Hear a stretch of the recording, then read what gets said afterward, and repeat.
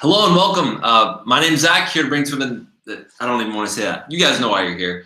So oh my God, I'm kind of overwhelmed. I just got a text from one of my new friends saying that when they found my book and they started listening to it, they chose to write a goals list and put something really important to themselves. They might be coming on soon. I just invited them to come on. I don't know if they will, so I kind of want to have them share that story because I think it'll be a lot more powerful coming straight from them. But I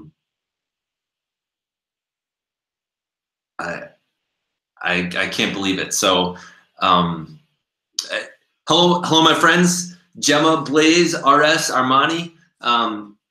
Thanks for coming. Yes, we got another guest on. So one of my good friends, a bunch of you know her, you've seen her in the comments. I've asked her to be a co-host.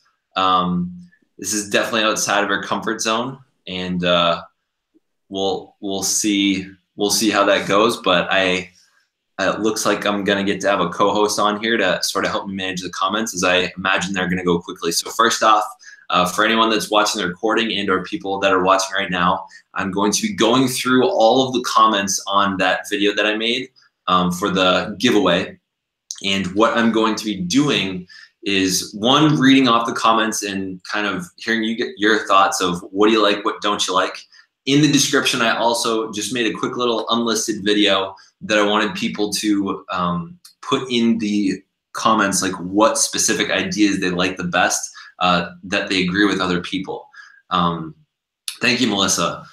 And so yeah, in the separate video, it's in the description. I want you guys to, if you guys have more ideas you want to add to it, go ahead. But I'm going to start reading off from that previous video, which is also in the description, all the comments people put down, and I'm going to be putting them in a hat and drawing them. I don't know how long it's going to take me. I think there are at least like 70 comments. So I got a lot of people's names to write down and then pick out of a hat. So my friend here, I won't name you just because, my friend that's on right here muted themselves, and I don't think you guys in the chat can tell who they are. So I'll let them kind of join as they would like to. I gotta turn on my sound, make sure I can hear you. So yeah, come on as you want to, my friend. Why don't you check when you see things in the chat that I'm missing? Feel free to just tell me about them. So I don't know if you have multiple devices that you can be on the Google Hangout and looking at the chat, or if you're on a laptop or whatever. But yeah, just feel free to jump in and say, hey, there's a question in there. YouTube has an auto picker for future drawings. I don't know what that is. We got to send out one more quick thing.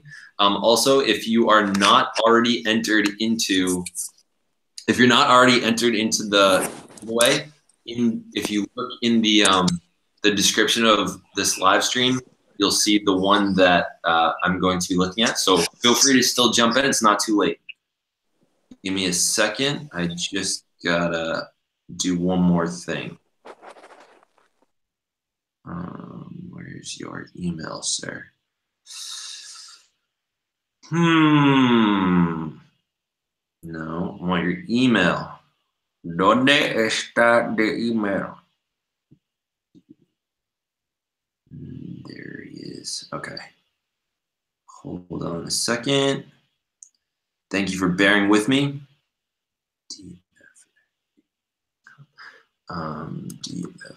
So I've invited a couple people actually to be co-hosts with me, as some of you may have noticed that it's a bit more lively when I got other people on here. So I've been trying to increase the amount of people that I have on here for sort of a live moderator. So if any of you, I think a bunch of you have actually found me through James Cox, and you'll notice he has Vern Vlogs and he has that other dude on there all the time, sort of moderating the chat, pointing out questions that have come up. Need to schedule a talk to you soon. Okay, Gemma. Picks a random comment winner. It picks a random comment winner for you. What? All right. So I'm going to be going into there. I'm going to be sort of looking through the comments. So the video that I'm looking through the comments of, I'm going to put in right here. So if you guys want to sort of follow along with me, I am first looking at, where is it? I'm first looking at the comments. I hit sort by, rather than newest, I'm doing sort by top comments. So I'm going to be drawing out of this hat. This is arguably my new favorite Boston hat. It doesn't fit me that well because if I don't wear it, it doesn't stretch out. So I'm going to be writing names on here as we go. All right, so our first one, Dakota Kitten. I'm almost debating if I should just do a screen share here. But the first one, Dakota Kitten says, "You're so cute." It appears they did not actually enter into the giveaway, so I'm not going to put their name in. But again, what I was asking for people to do is put down their oh, all right, cool, RS Gang. Congratulations. Thank you again, Skyler and Friends. Also, for this could take some time, so feel free to check in later. I'll list the winners in the description. But one of the things I wanted to share is if you don't get chosen to get for me to send you a signed copy, I'm planning. I think I'm going to be giving out about 10 copies. These are a couple of them here, and I got a couple more stacked over here. If you would like, I will send you a signed copy for. I'm going to set the price at $30 because the shipping is kind of variable between the places. But if you want a signed copy, you can also send me an email at thethinkshare@gmail.com. You can send me money via Venmo or PayPal, and I'll send you a signed copy along with as I ship all of these out. And I know if you guys are interested, feel free to do that. If you want to contribute to me, do that as well. I'm still I'm now waiting for YouTube to give me the monetization option. I've hit the 4,000 hours in a year, and I've hit the 1,000 subscribers. So it just hasn't like approved me yet. So I don't really know what happens next. So if you guys know anything about how to move that process along, otherwise I would just have you guys send me super chats, but I can't do that yet. So yeah, let's get this party started. Sorry, I'm kind of slow. All right. So Dakota Kitten did not actually enter in. Heck yes. We love a good supportive teacher. Happy Pride Month. Thank you, Lord of the Gays. It looks like you did also did not actually participate in the giveaway. Shoot, did I click on the wrong video? No, this is the right one. Okay. I have the feeling we're going to see a lot of comments that are just like happy, positive, exciting comments that aren't people actually entering into the giveaway.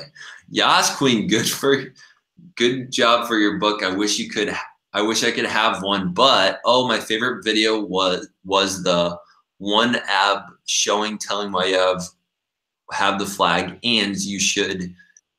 It's okay, and I'm kind of didn't say this, but you should do more things related to LGBTQ, or do a Q&A, or show us your whole class. And if I ever did get it, I would do the book.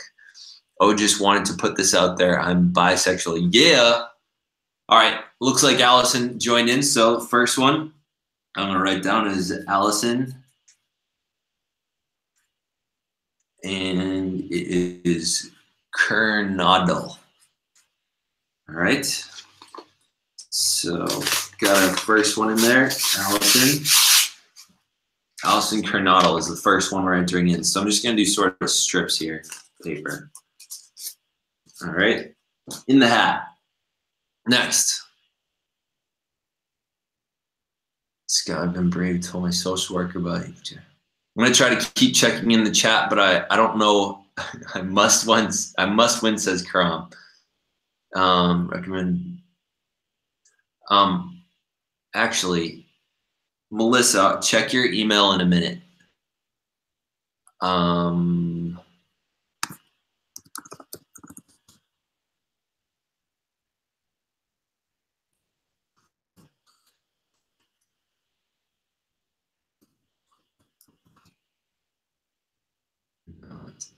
for it. Melissa, can you put your email in the chat, please? As you're someone that that has done a review on the book, I think I would also like to invite you to come on and be a host here. Oh, shoot. Wait for it. I'll do the next one in a minute.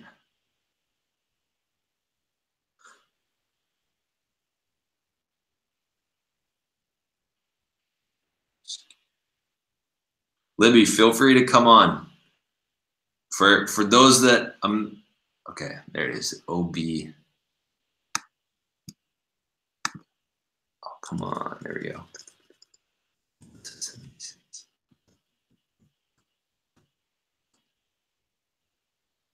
So one thing you guys are gonna come to learn about me over time is I was an only child, and what I've found is that I get somewhat lonely even when I'm live streaming and there's a bunch of people watching.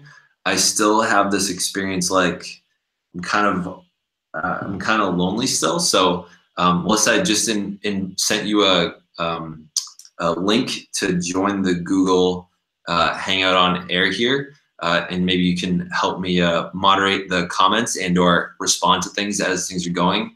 Right, I feel like you would be as I know you've read the book and you've done a review on it before. I'd also love for a lot of people to meet you, as I love listening to your voice. One, because your accent, and two, you're a wonderful person, and I feel like there's a lot of wisdom in your videos as well. All right, on to the next one. I love your videos so much. Also, thank you for supporting the LGBTQIA+ community. My favorite vid of yours is obviously the one about why you have a pride flag in your classroom. All right, here are my 3 video ideas. Vids talking about things we should be taught at school that kind of like your book. Stories on students, a student you've taught that were in the LGBTQIA+ community. Third, a video with students in your class, because why not? First off, I'm going to address a couple of those. Before we do that, I'm going to put your name down. Galaxy_Pug21.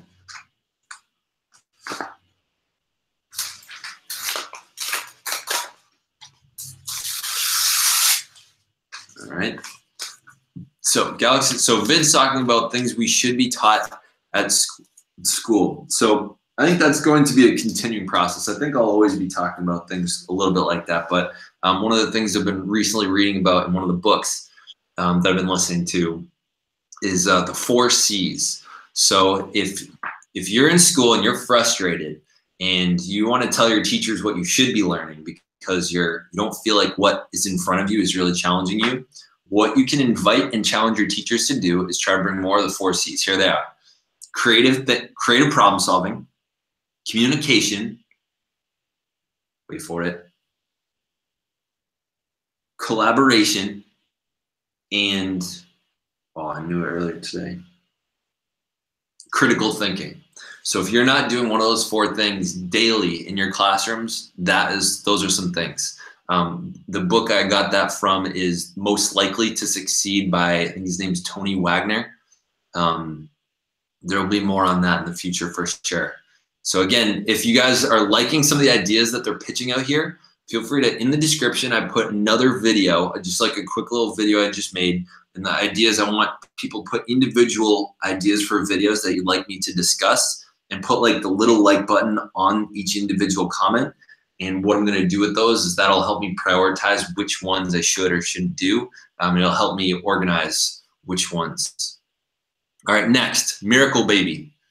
Oh my God, thank you. I'm a sophomore and we had a GSA, but we got rid of it the year I came to high school. I'm glad there are still teachers like you in the middle school. Straight couples could hold hands all day, but the second me and my at the time girlfriend held hands, we got yelled at. That just seems like a ridiculous double standard. I'm sorry to hear that. Same happened to me. My principal saw my girlfriend and I hold hands, or we were about to. My girlfriend just reached. Damn. That seems ridiculous. Because, I mean, not that they probably would, but I mean, I feel like even friends should be able to hold hands and not be yelled at. I don't know what part of the world y'all are in, but that's just ridiculously disappointing. And naturally, there's a troll that added on to the end of it. So Pea Shooter Winmo is a savage, and removing their comment.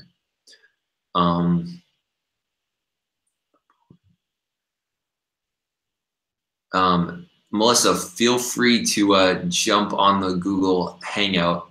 I got one of my friends here is on, but they've muted themselves. By the way, one of the things I just want to point out to you all is one of the things I've realized from listening to Gary Vaynerchuk the other night. So I started an IGTV profile to go along with my Instagram, and naturally the first thing that comes on is Gary Vaynerchuk. And he was talking to like some young person at like a conference or something. And thanks for your kind words.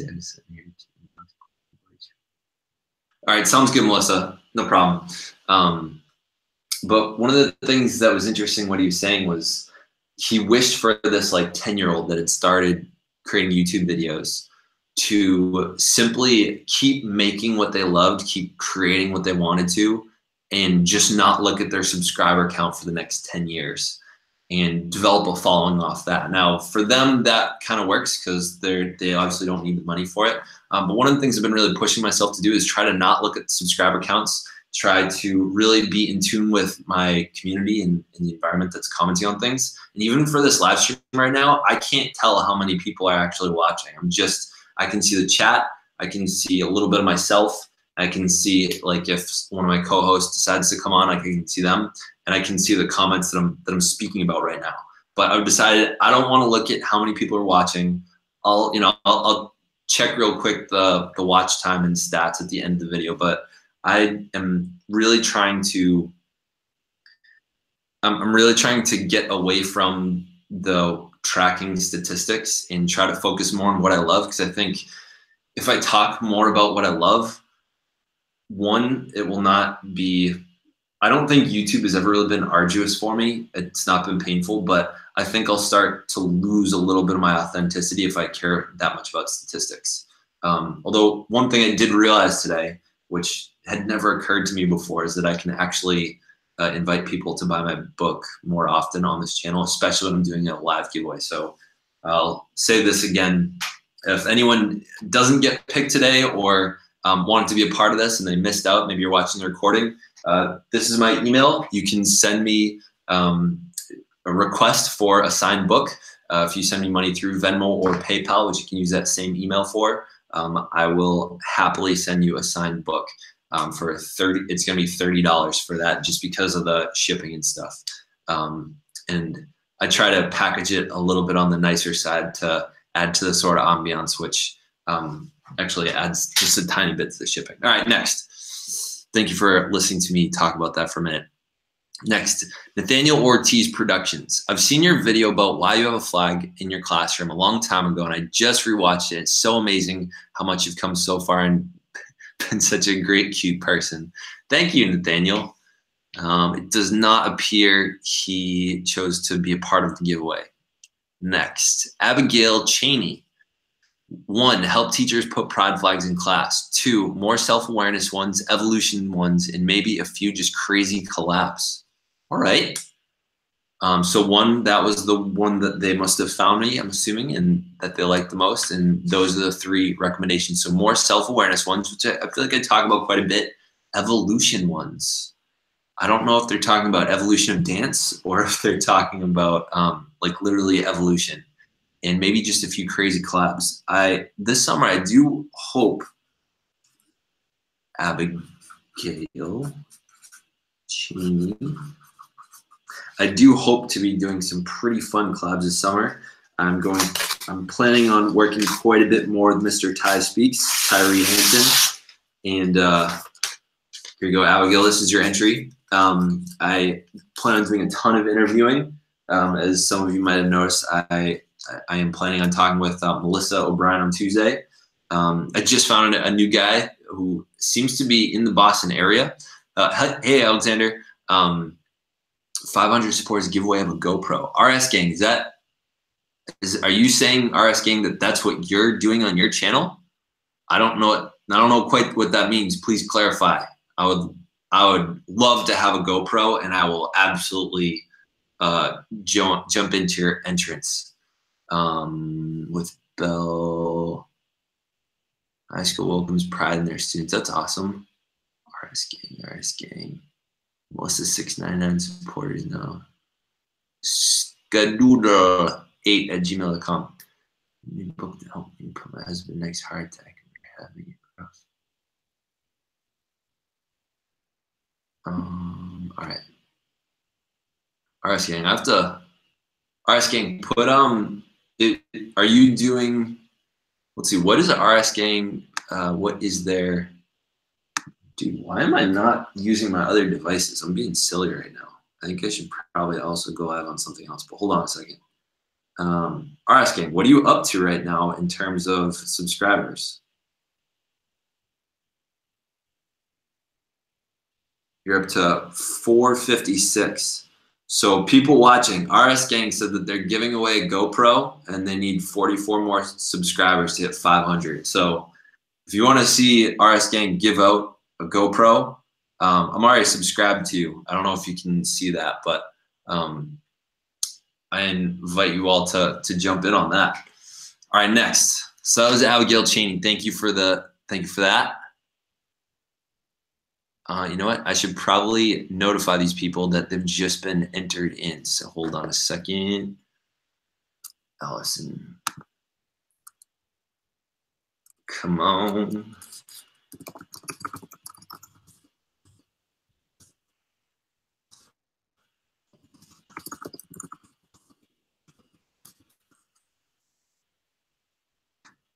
All right. All right. By the way, for people that have been commenting to you and stuff back, one thing that I for my YouTube friends out there that have channels, one of the things I've been doing is not hitting the heart button, but just commenting back to people. You know what? Yeah, Gemma, I'm gonna have you on.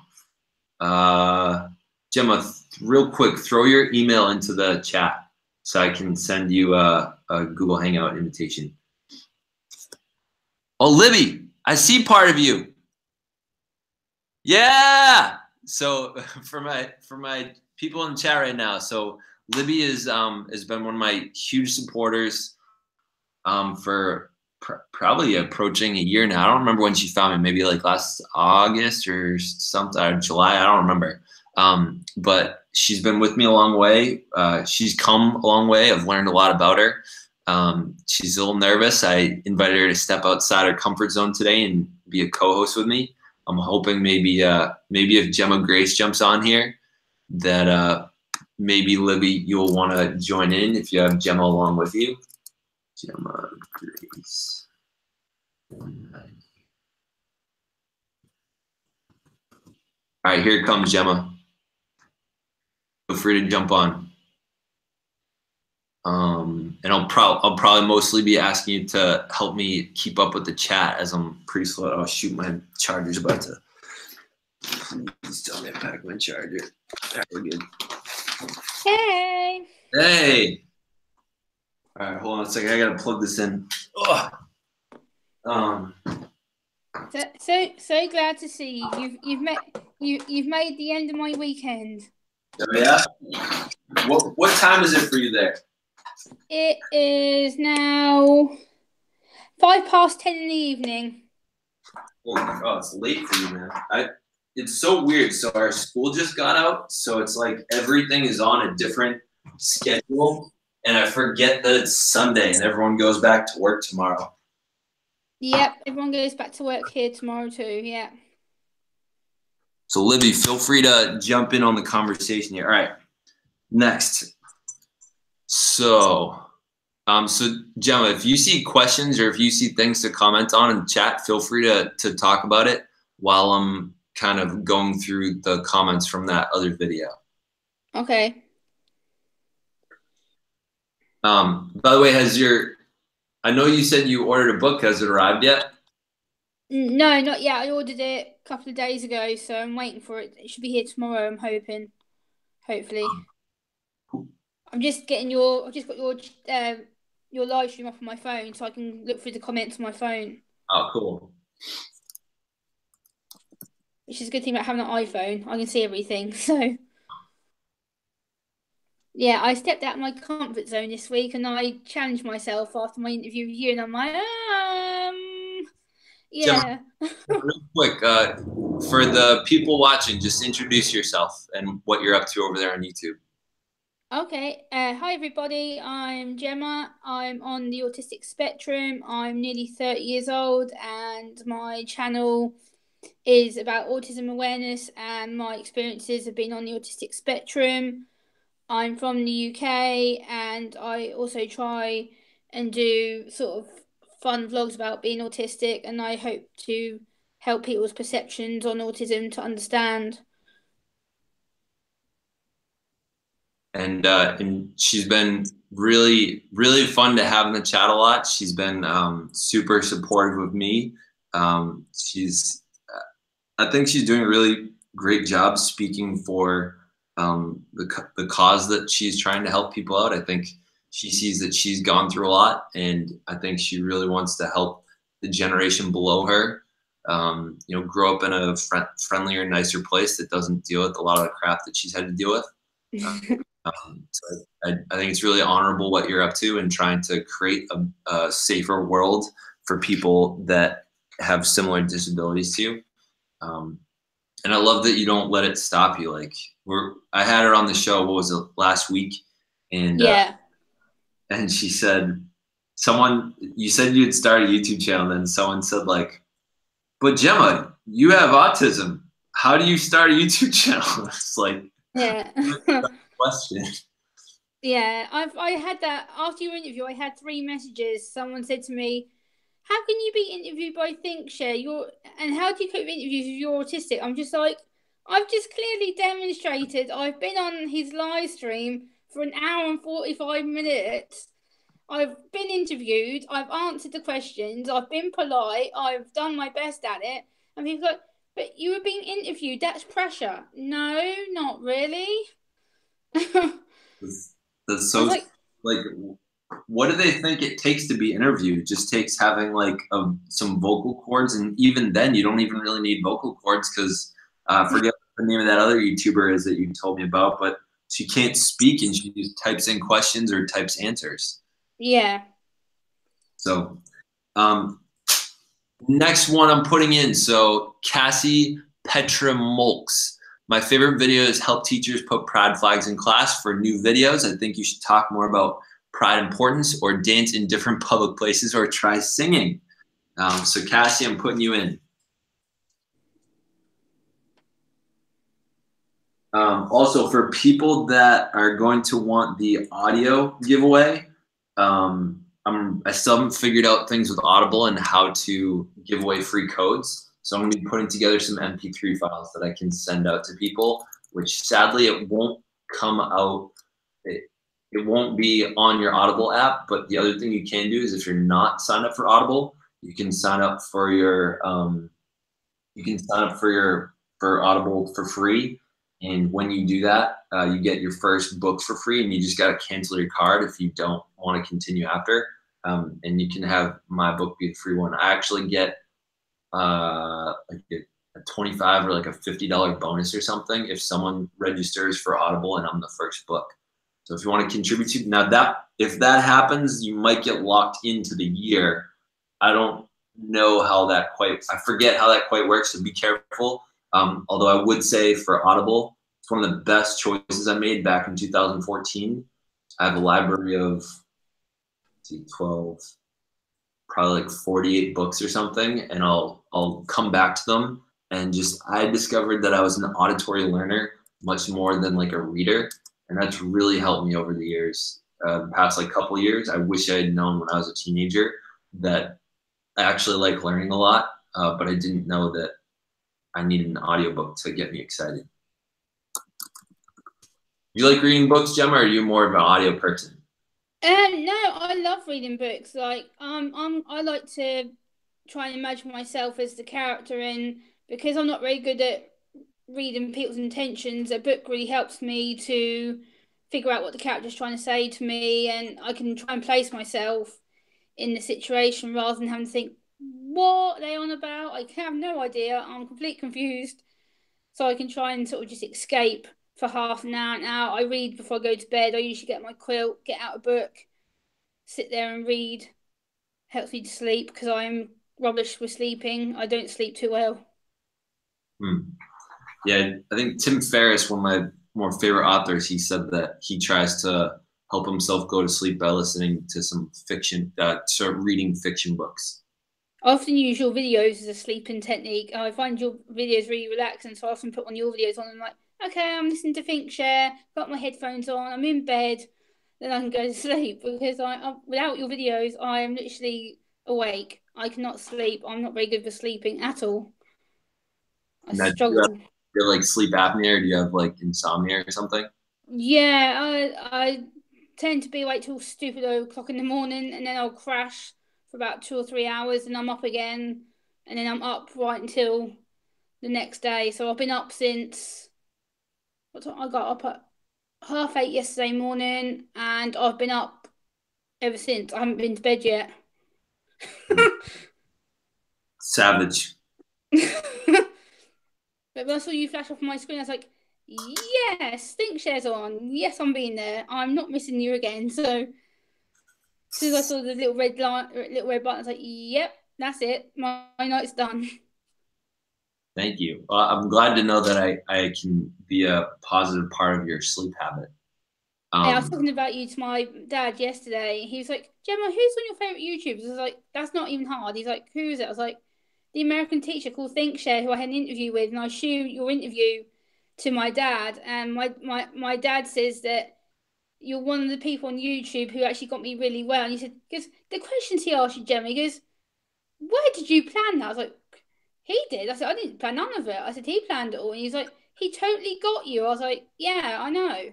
That's awesome. Well, He was really impressed with it.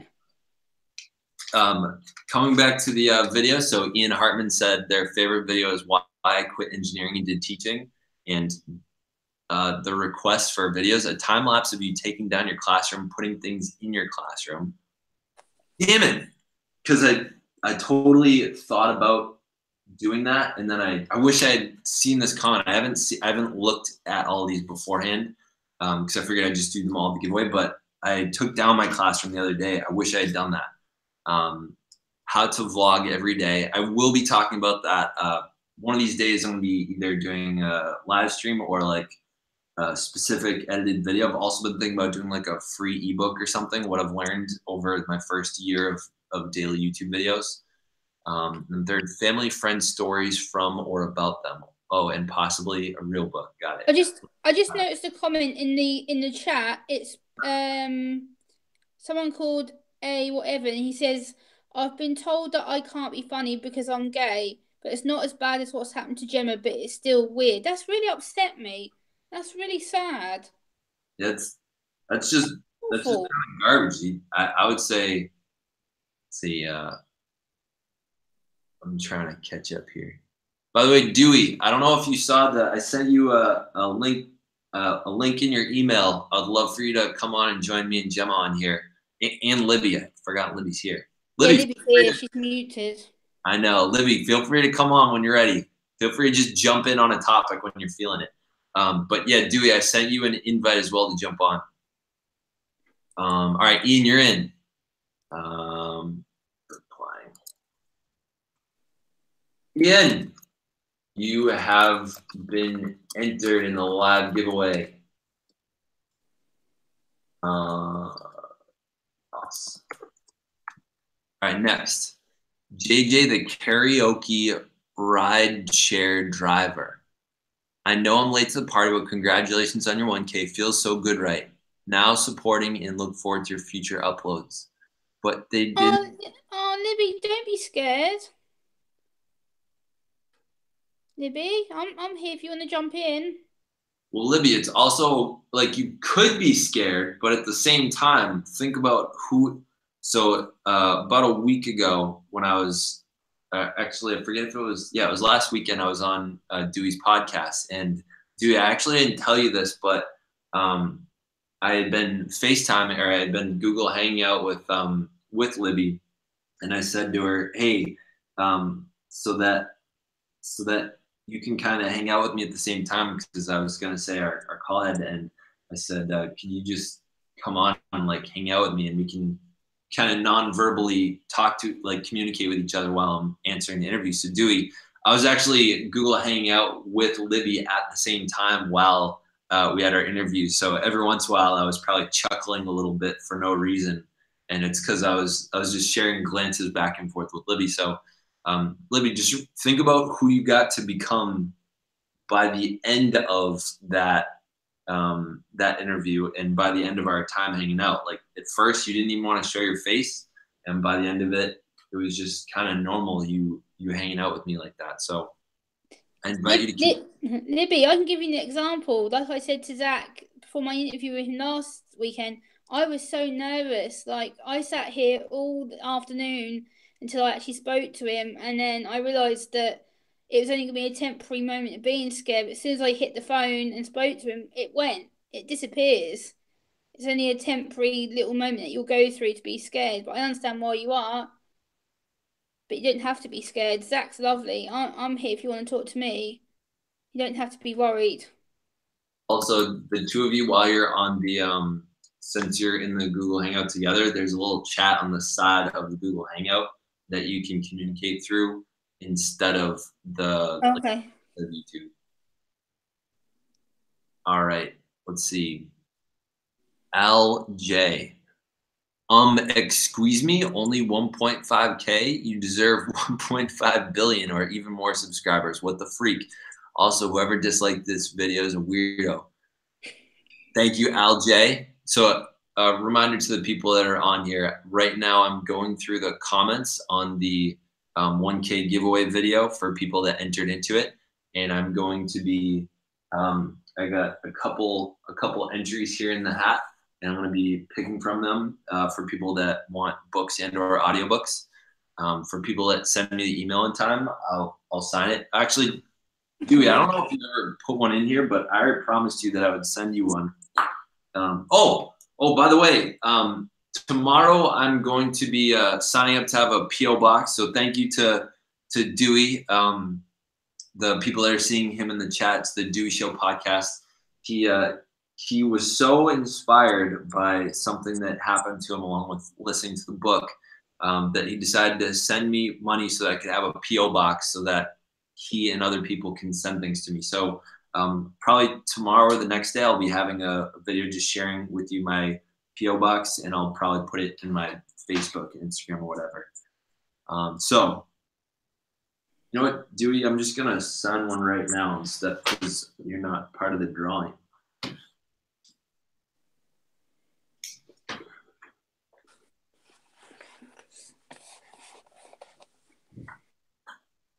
Joe, while I'm writing this, tell the viewers, tell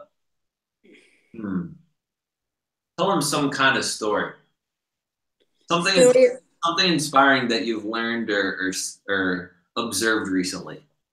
Okay, recently, yeah, I've got a good example actually.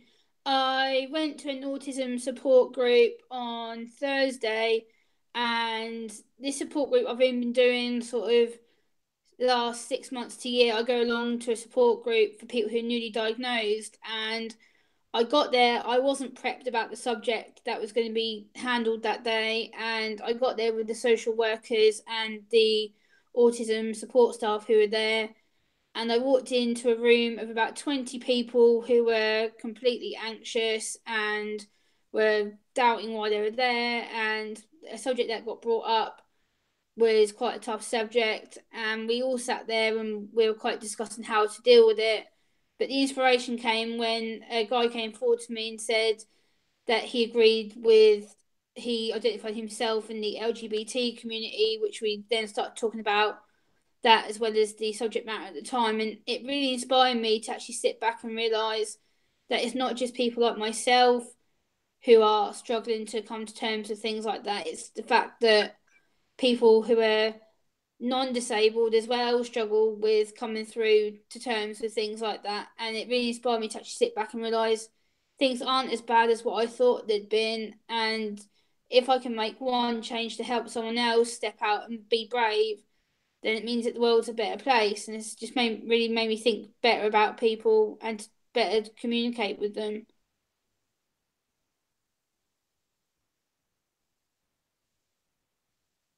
I'm gonna be honest, I missed most of that as I was deep in thought over here, but I caught some of it and it sounded like a good story.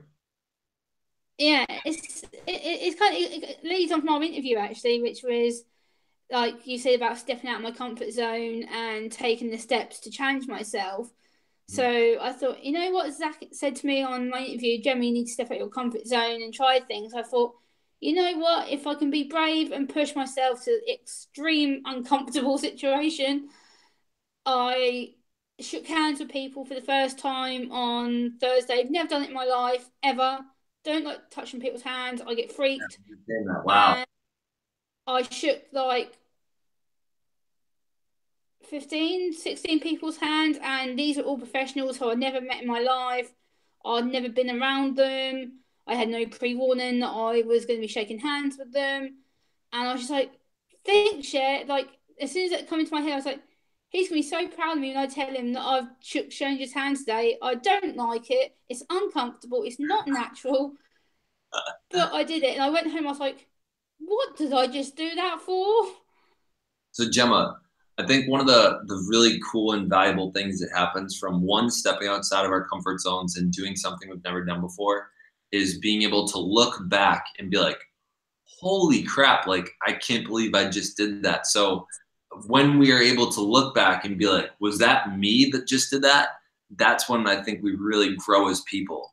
It always reminds me of, I think the name of the movie is called like Little Giants or something, but it was like this like middle school or high school football team, and the coach was having like a chat with them about like having heart and like putting in your all and going further than anyone else. And he said to them like, I want one of you guys to push me on this sled all the way to the 50-yard line and not stop. And everyone was like, no way, like that would be crazy, because I mean, he was a big guy and it was a couple 100 pounds or something that they had to push. And you don't, as the scene is happening, you can't tell where they are on the field. So all you see is like the interaction between the coach and the player. And so the coach is like, come on, don't give up on me. Don't you dare. And you don't stop until I say so. Let's go. We're going to the 50. And he keeps yelling and yelling and yelling, like really pushing him to go. And then the camera zooms out and you see like the whole entire team followed them all the way down the field, going double the amount that he thought he could do.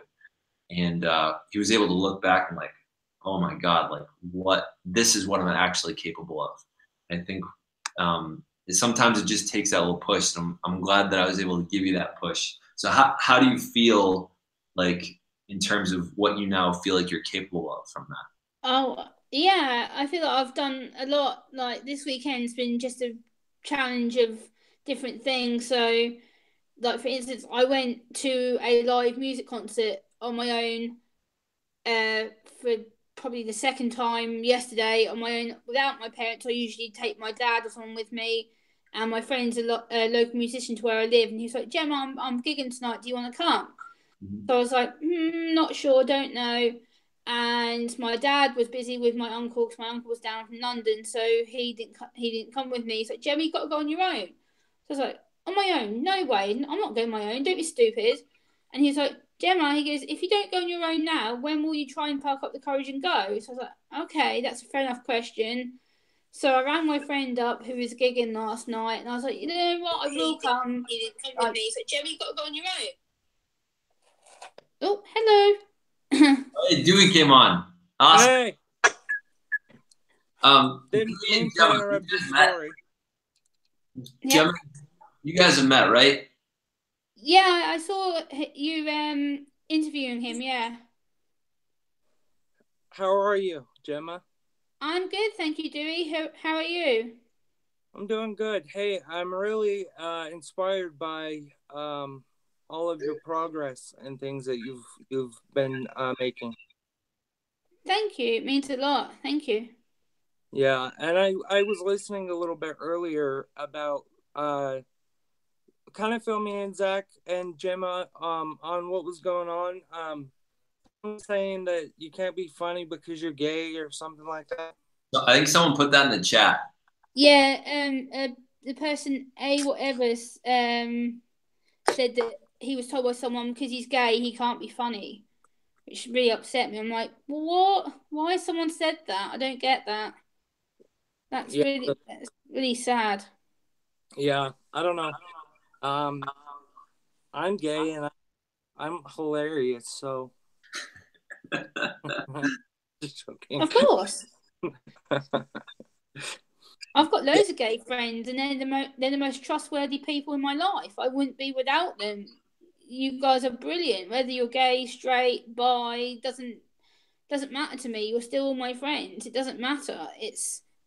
I accept you for the person and the quality. I don't judge people on their sexuality. It's not, people shouldn't do that.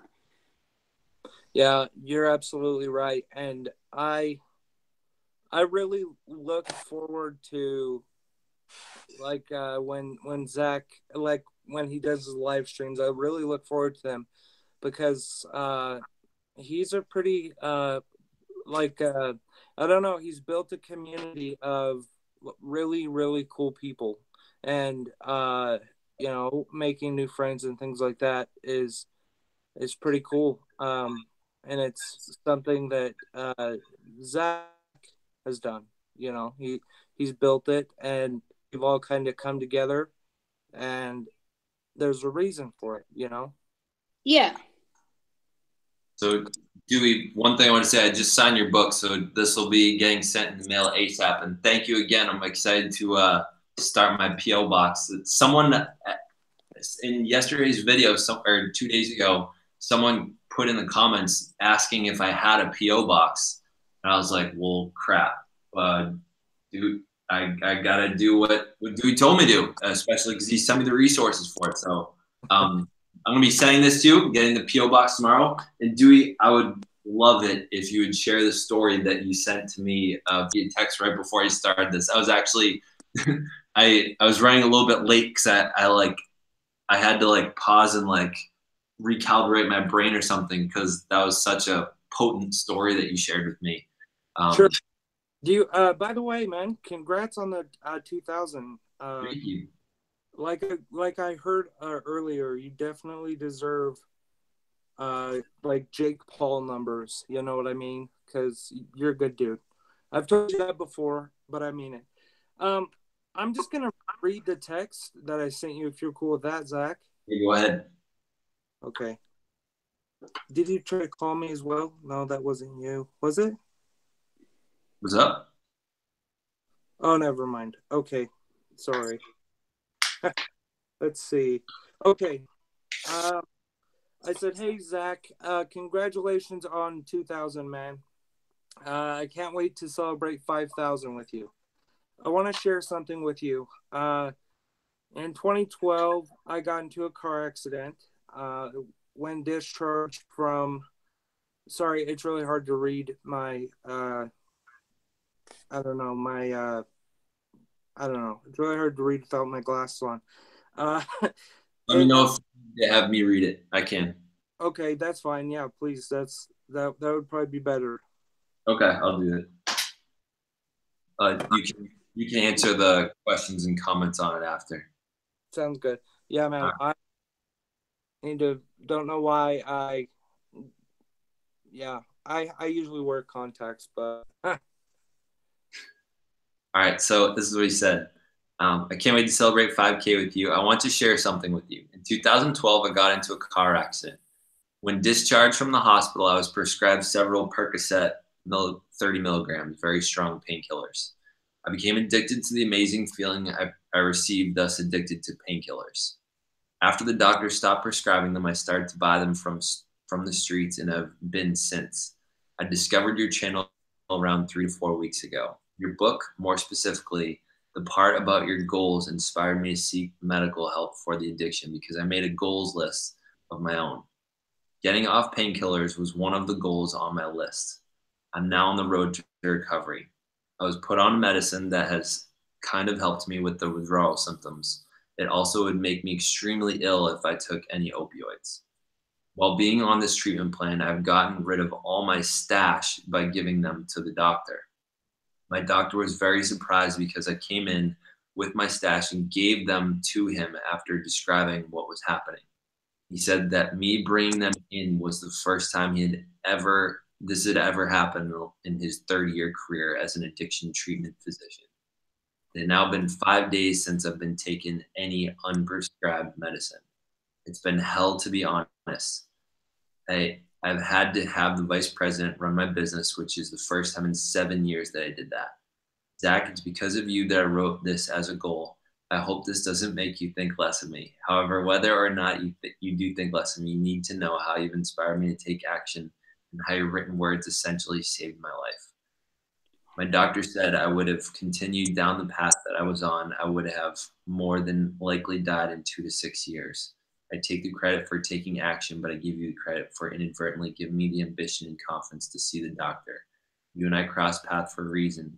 You're more than welcome to share this. I give you my permission to decide whether or not to keep this private or tell the story. Sorry for the novel text message. Yeah, I had to throw that in there because I was looking after I sent it. I was like, man, that's a behemoth text message.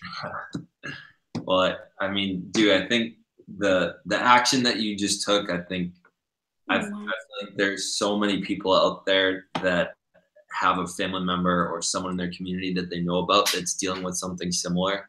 And I absolutely do not think any less of you. I think one of the things that I saw this past year, so there's this like hashtag 2069, which in the state of, I forget if it's in like the state of Massachusetts or New Hampshire, that's how many people died in the past like year or few years due to opioid addiction and overdoses. And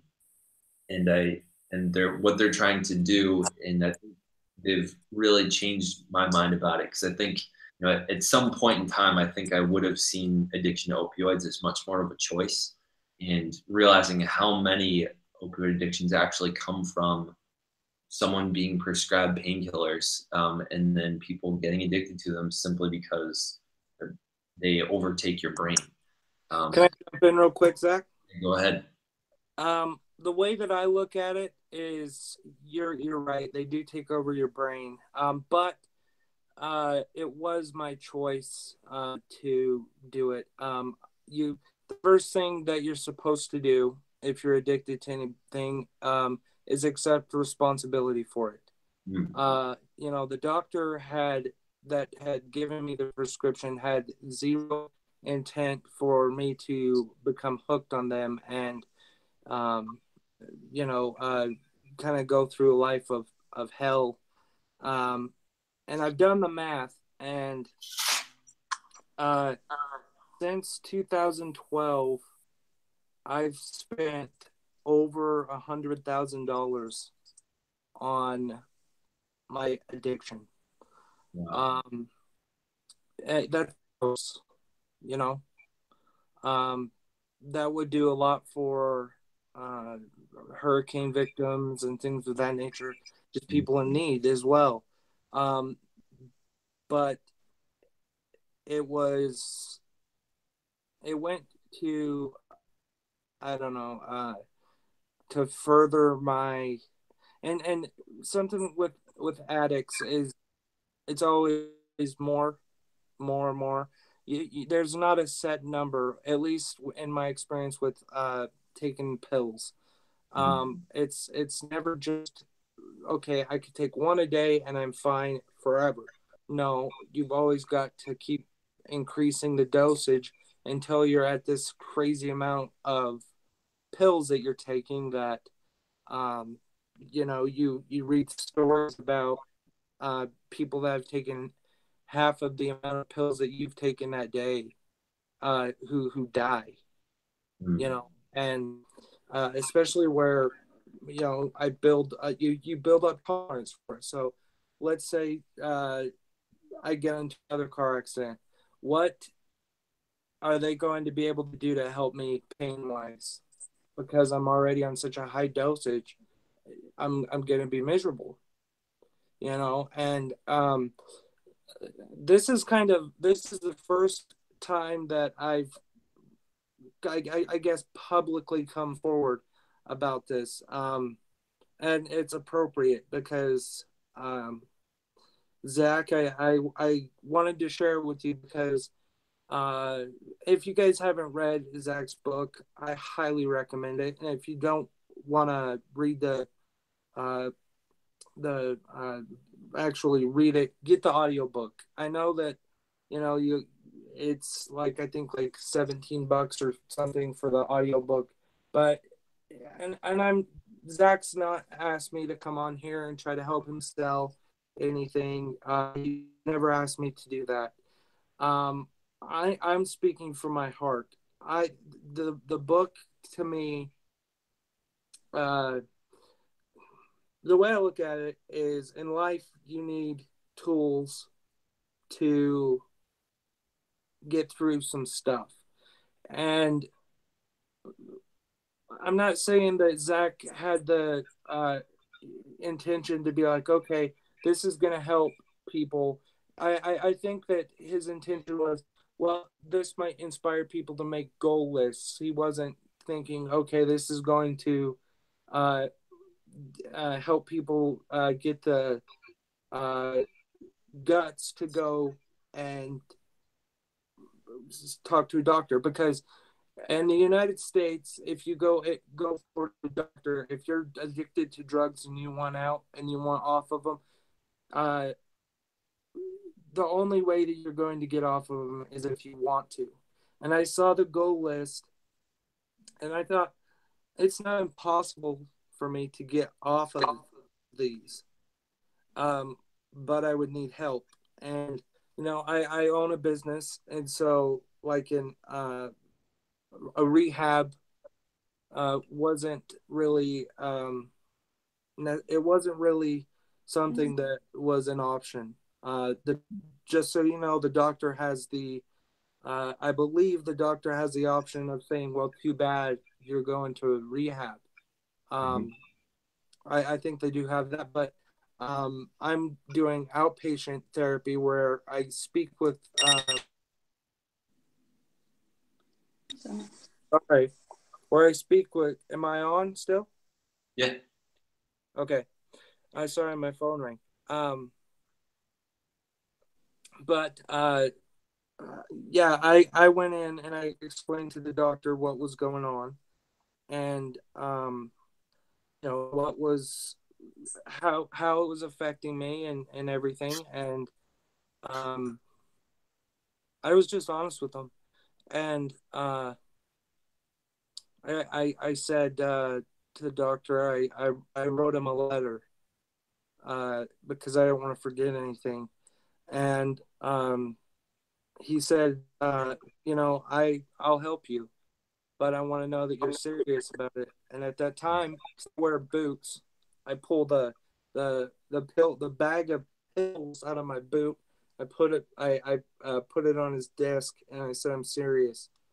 I'm serious about it. And he just said, like you said in the text, he said, I've been doing this for 30 plus years, and I've never seen anybody do that.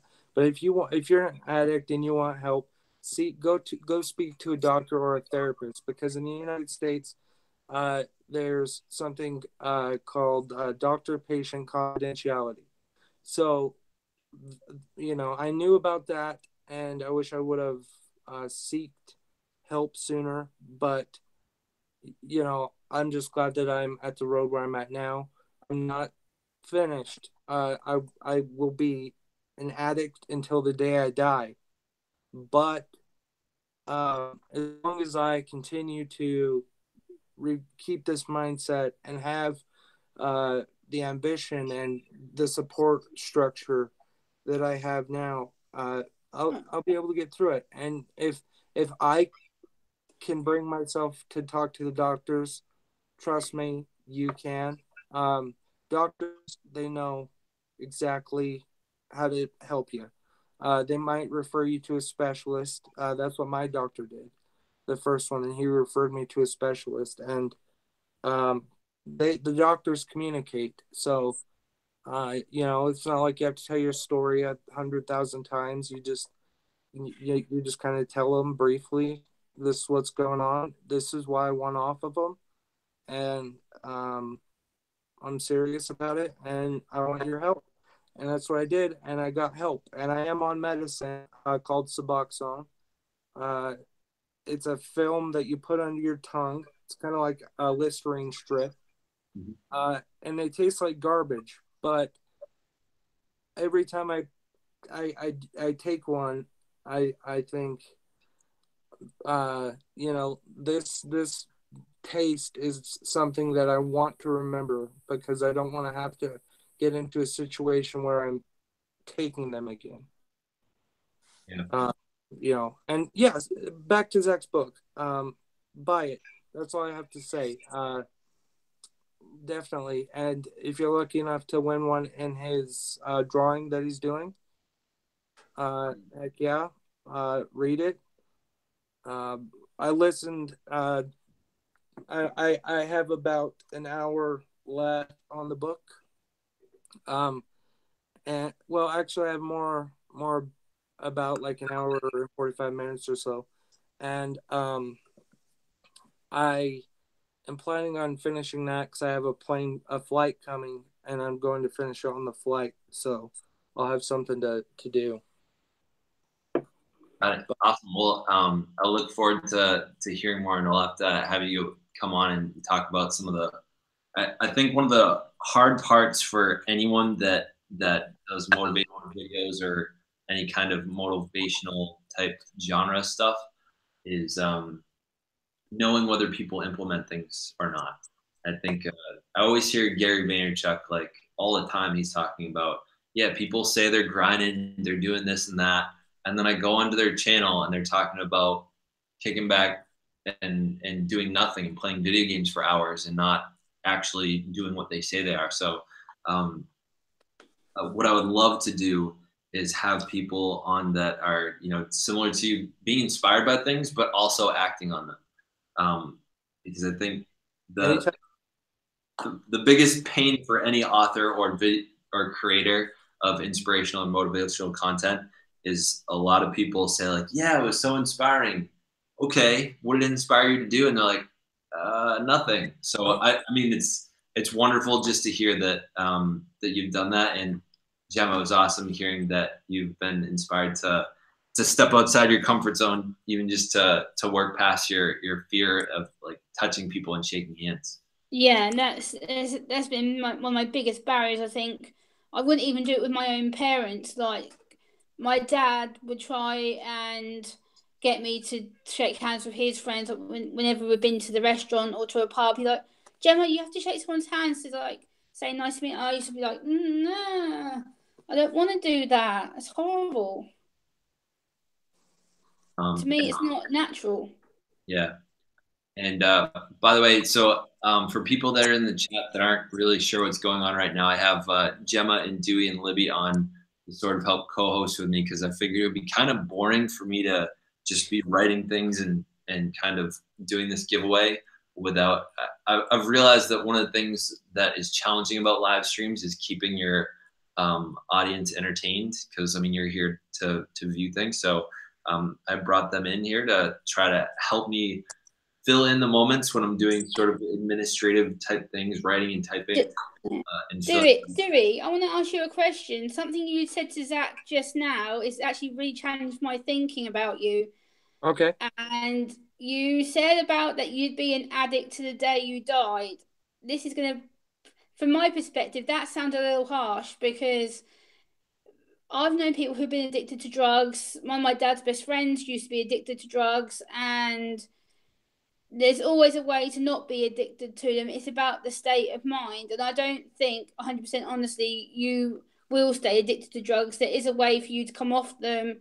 And yes, it's via medical help and obviously getting the support that you need. I appreciate that. I know it's hard. I know it's going to be a hard road for you. But to say you're going to be addicted to the day you die, I disagree with that. I think you're an amazing human being who can achieve a lot of things if you think about it. And I know, like I say, I know drugs isn't easy to come off. I know family relatives who've been on drugs for issues that they need to be on them. But I think it's more about power of mind than about being addicted. I think you can definitely come off them. I don't think you're going to be an addict till you die. I don't think that's something that I agree with, but I guess it's your personal opinion on it. What I meant by that, Gemma, wasn't that I'm going to continue with the to continue taking the pills. That's not what I meant by that. What I meant is that now that I've kind of now that I've been there, the thought of oh man, I remember how awesome they made me feel. That's always going to be in the back of my head. Say if you smoke cigarettes, and you stop smoking cigarettes, every time you're around somebody who smokes cigarettes, for the rest of your life, you're going to be like, I remember how that's I want one of them, and and I appreciate the awesome things that you said too. Though those are some things that that I needed to hear, and I appreciate you saying that. And my mindset, just to be clear, is to do exactly what you said, and that is to get off of them and stay off of them. And I've got a clear mind now, and I haven't had that in a long time. But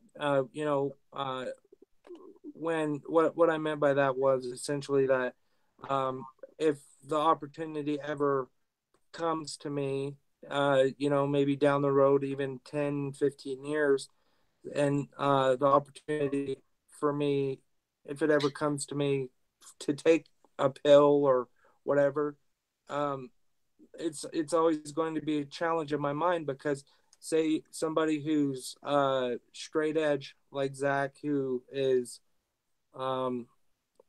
very I don't know, he doesn't do drugs, and stuff, and that, you know what I mean. But yeah, it's not going to be a challenge to Zach or to you. If somebody comes up to you and says, "Hey, do you want a pain pill?" You could probably, I don't know if you guys have ever taken them and had a hard time with them. I don't know, but you could if you're not an addict, you can very easily say, no, I'm good. But if you have been addicted to them before, it's going to take you a lot of strength to say, no, I don't want them. Yeah. And that's what I meant by that. Okay. Yeah. So I can understand what it's like to be on medication. I can. I'm on anxiety medication at the moment. I have been for the last 3 and a bit months, because my anxiety's gone through the roof to the point where I can't sleep. I'm not eating regular. I feel really emotional and basically crap all the time. And I can choose to get addicted to them. I could say, okay, I will take them every day without fail. I will take the high dose. But I've gone to my doctor and we've scaled my medication down to the point where I take it once a day. I was on 3 times a day. And now I control myself, because if I know I'm going to get anxious, I think, okay, get up in the morning, take my meds, have my water, do some TV, watch some TV, relax, and then do a bit of YouTube. And that's my schedule every day. Get up, have my meds, have my water, TV, YouTube. And that's what keeps me sane most of the time. So I know it can be really easy to get addicted to them. I know that.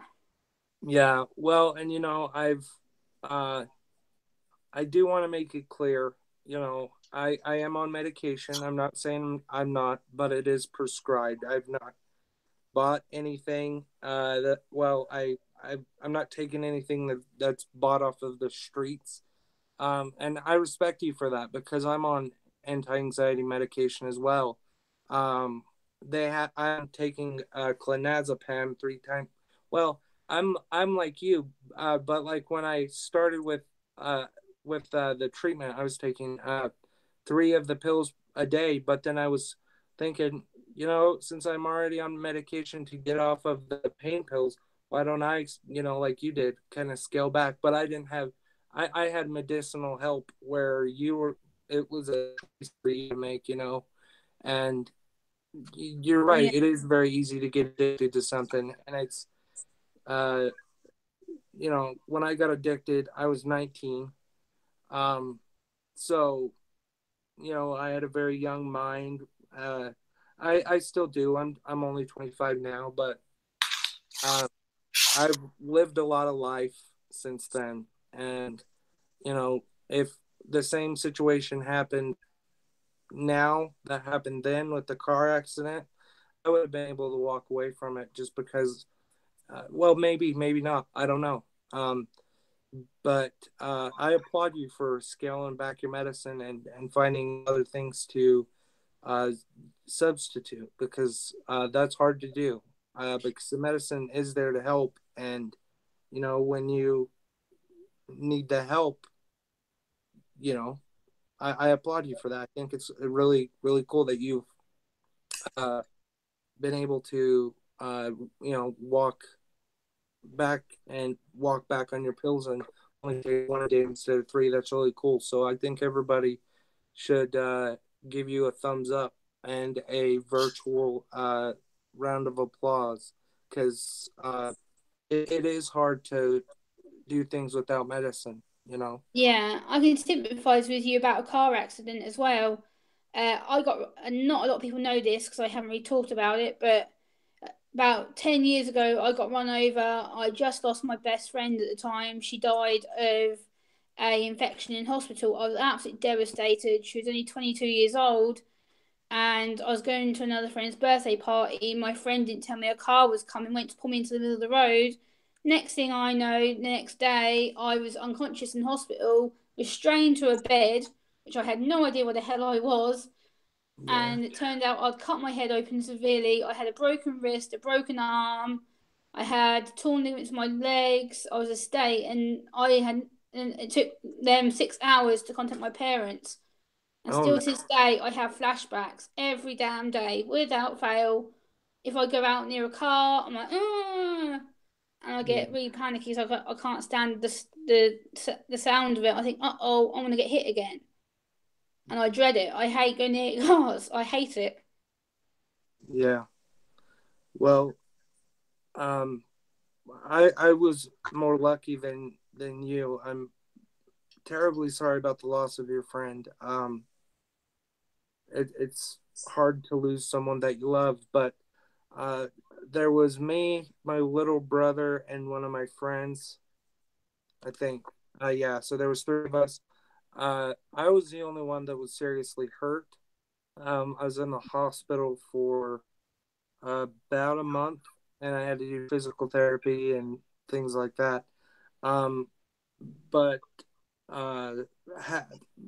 had a couple years down the road, I had to have surgery on my back, and it was related to the car accident.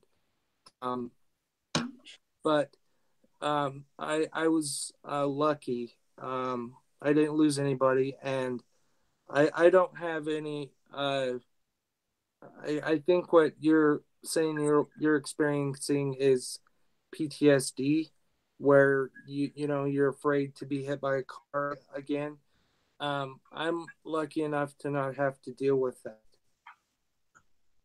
Yeah, I think you're really inspirational, Dewey, and what you're saying on here today is really empowering. And I've sat back here and listened. I'm just like, wow, you've been through so much and you've overpowered a lot of things, and that proves to a lot of young people out there and even older people that if you've gone through things and come out the other side, you can help a lot of other people who are going through it. So I'm really inspired by you. You're an amazing person. Well, I can say the same thing about you, Gemma. I really can. And I'd love to have you on my podcast one of these days. Yeah, sure. I'd love to. I will get your email, if that's okay with you, from Zach. I'll have Zach. Yeah. Zach can Text give it you my over email. to me. Fine. Yeah. Okay. And then maybe we could talk about our experiences, and another thing that has kind of helped me through this was I had a nephew that died a little bit over a week ago. He was 17, and he drowned, and he was more like a little brother to me. But the thing is he was also very goal oriented, and so it was the perfect storm. Zach's book plus me thinking, what would he do if he was in this situation? And then I was like, well, why can't I already had a goal list before, but it's started to get more serious. And I think that it's important for everybody to at least try to have a goal list. I never did before I read Zach's book. And I'm surprised by that. I haven't. I've had desires and things of that nature, and I have stuff in my mind I know that I have to get done. But, I've never had written goals where it's like, this is what I want to do, where I want to be in a week, a month, a day, 5 years, 10 years. But I've got goals for what I want to achieve tomorrow, for what I want to achieve. I'm trying to figure out how to work this message thing. Is there, the messages go to just one place? Since I usually use Skype. For the Google Hangout? I feel like I'm like the dad. Like, oh, hey, kids, help me figure out how to use it. I'm talking to Libby on the Google Hangouts chat on my phone at the same time talking to you guys on here, so I'm communicating. I don't know why I can't see what you guys are saying on that, because I tried talking to you guys. Yeah, because Dewey's things come up on the chat on my phone, so you should be able to see it. By the way, I didn't even say hello to Libby yet. So, hey, Libby, hope you're doing good. I'm just talking to Libby because I know she's nervous, so I'm talking to her in the chat.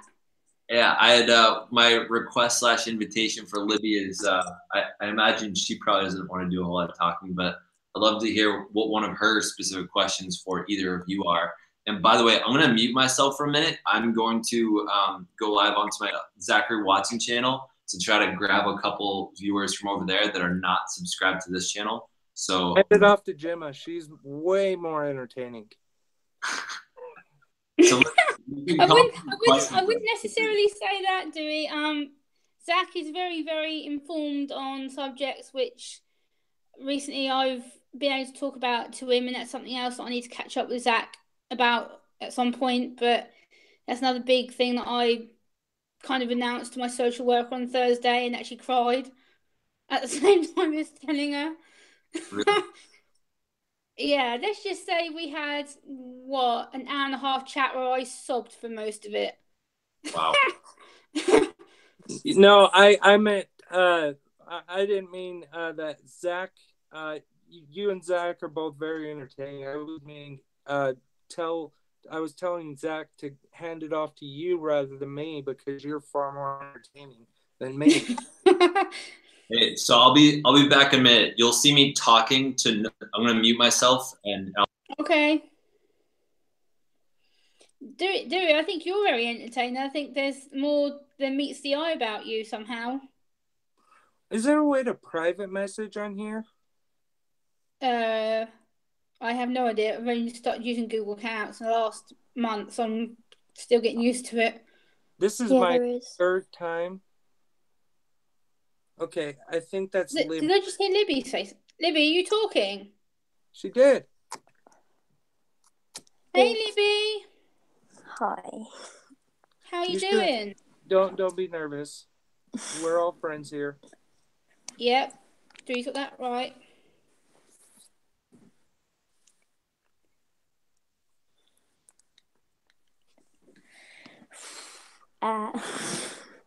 It's good to see you on camera. Good to have you on camera, Libby. Welcome. Yeah, absolutely. I mean, I have before with Zach, but just him on his own. So. Yeah. Well, it's a big step, but it's awesome to have you. Definitely, it is scary coming on camera. I remember when Zach said to me about coming on camera to talk to him about my interview, and I was so nervous. Like, I'm not sure if I want to do this, but I overcame my fear and I done it. And you feel And just she's a social butterfly now. Now Jim is a social butterfly. Me and her. Yeah, absolutely.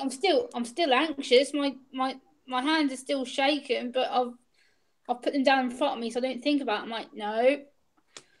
So they're flat on my windowsill. I'm sitting here trying to keep still.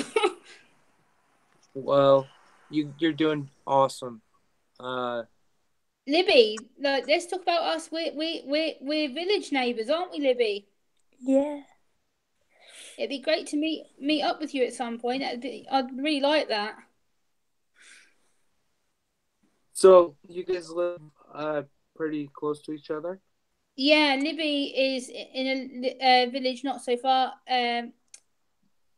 from me. So Zach told me that she was in the UK, and I asked Libby where she was from. It turns out we're really close to each other. Oh, so that's cool. It'd be really cool to meet Libby at some point. She's up for it. Wouldn't it be really cool if we could all just kind of come together, and meet? Yeah, that would be great. I'll be up for that. That would be cool. Zach, once he's got Jake Paul subscribers, well, I hope he does meet and greets before that. He should definitely do like a book tour or something. That'd be cool. So, Libby, how's your weekend been? It's been okay. Have you been out or have you been at home? I went out for a bit. I went to London. Oh, cool. London's nice. I've been there many times. Yeah. I've always wanted to visit the UK. It's on my bucket list. That's different than the goals you should list, definitely come over. London is a lovely place. London's got a lot of things to offer. It's got a lot of sightseeing and touristy bits. I love going to London. I think that I posed this question to either it was one of you. Like I have tremendous with the person who is the president of the United States right now. I'm not gonna say whether I love him or don't. It's pretty clear, but I have tremendous respect for Queen Elizabeth because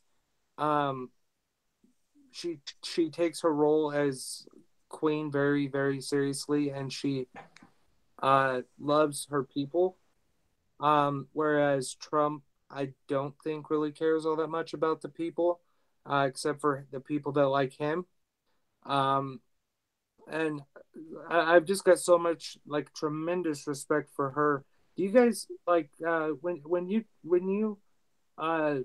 think about the Queen? Are you proud to have her as your representative?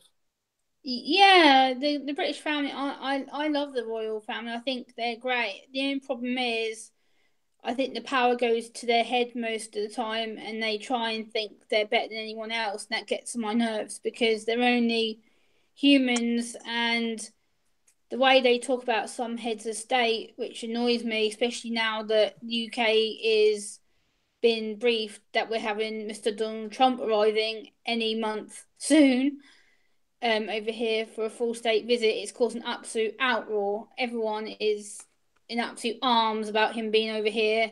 The fact I don't think so, just because, sorry to cut you off, but the Vice President, Mike Pence, he's very, very anti-gay.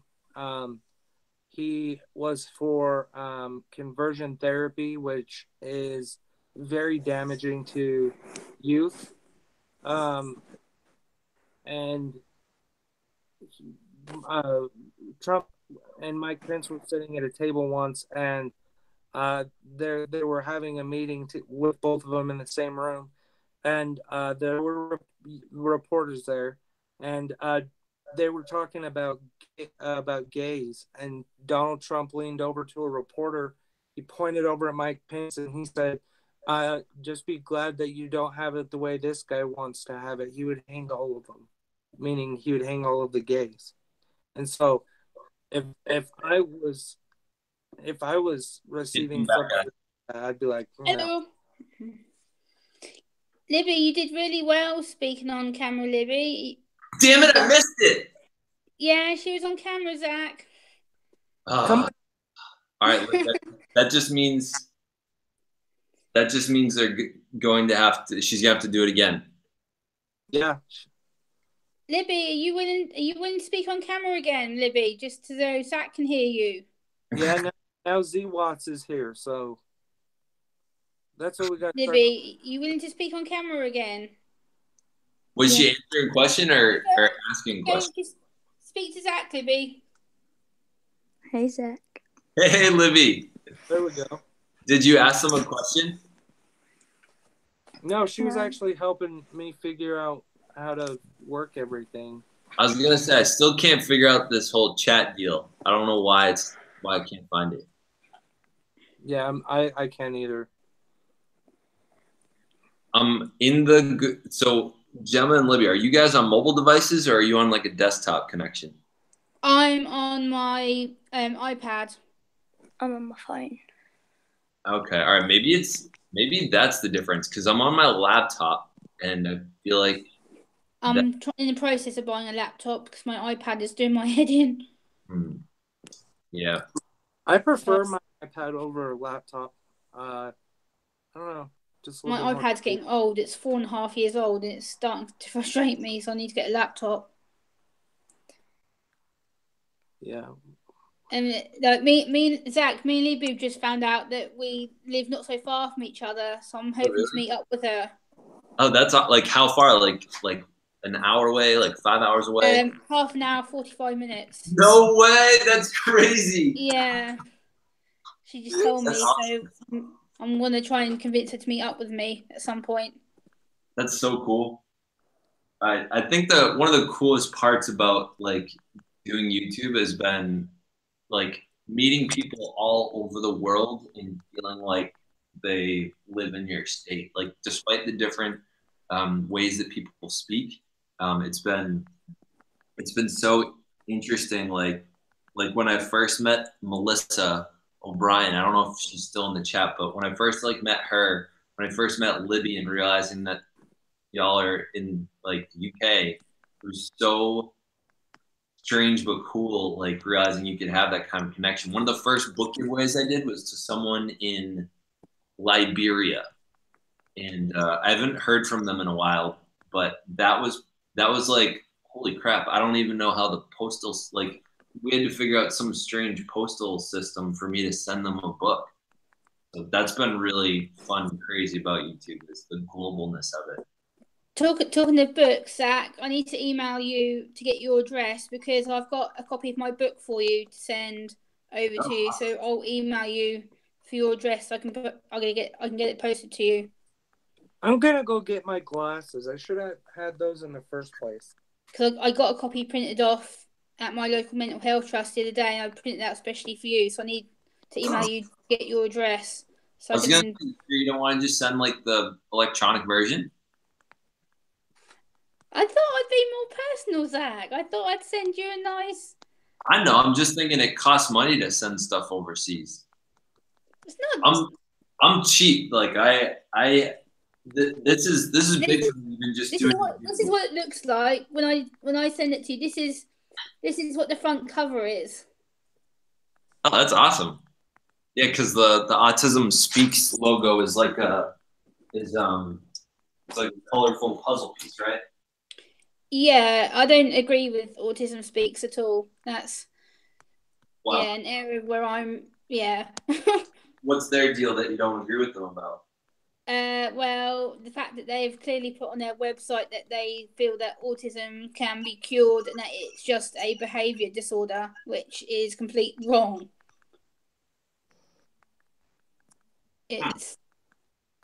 Yeah, that's something I strongly disagree with. So, like,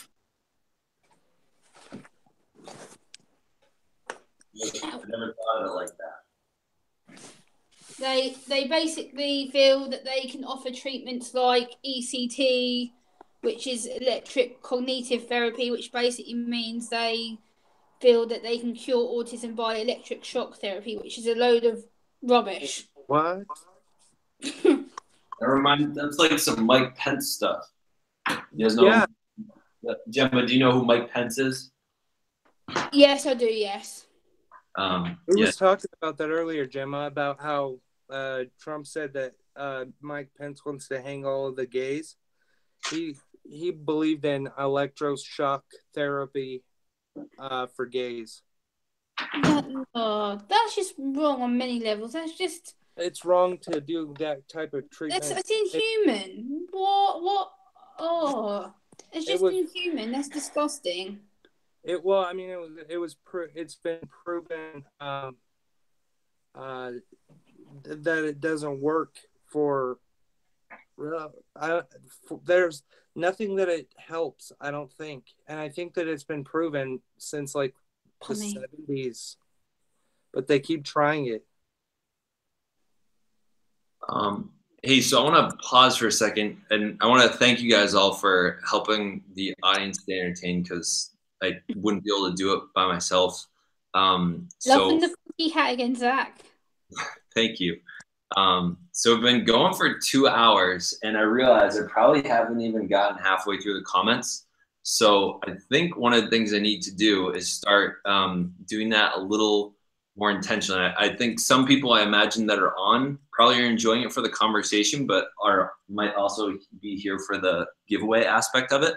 So what I'm going to do is I'm going to try to do some rapid fire entries. So I'm just going to be writing down the usernames. What I've been doing is like writing the name, ripping it off, and then folding it up, putting it in here.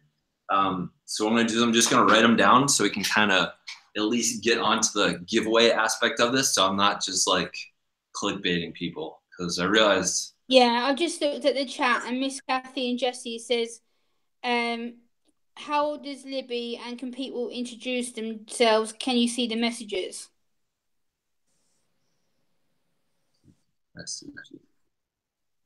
Miss Kathy and Jesse's wrote a lot. I've got them up on my phone here. Oh, yeah, it says they're. She said on the other one that they're not reading the chat. So maybe you guys can check in the chat. There might be some questions in there. And yeah, people in the chat, feel free to ask questions that they'll help me answer.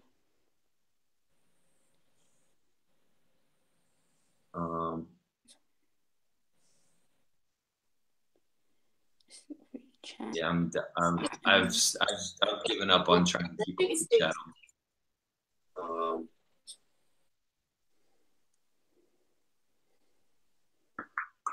Yeah, I've given up on trying to keep it.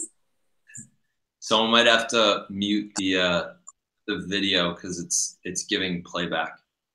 All right, so Mr. Jankowski, I'm adding you to the giveaway. JJ Karaoke Rideshare Driver says, I didn't enter the giveaway, but I'm so happy you made it to 2K. Congrats.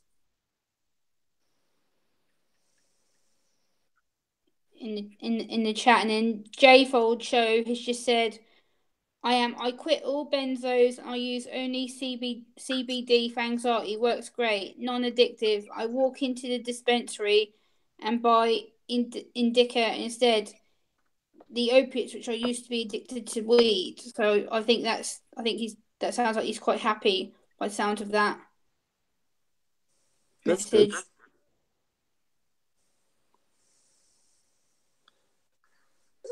It's always it's always a lot better to be do non-addictive treatment in my now you learn as you go, you know. I'm trying to read through the comments as well. Okay. Doing Miss Kathy says, can we introduce ourselves? So do you want to answer her question? She's wanting to know who we are. Yeah. Go ahead. Gemma, take the floor. Well, Miss Kathy knows me. She knows my channel. Miss Kathy's wanting to know who you and Libby are. She's asking who are the other two people, Gemma. I know who you are, so she's asking who you are. Well, my name's Dewey. I'm the host of the Dewey Show podcast. Zach is my buddy. Yeah,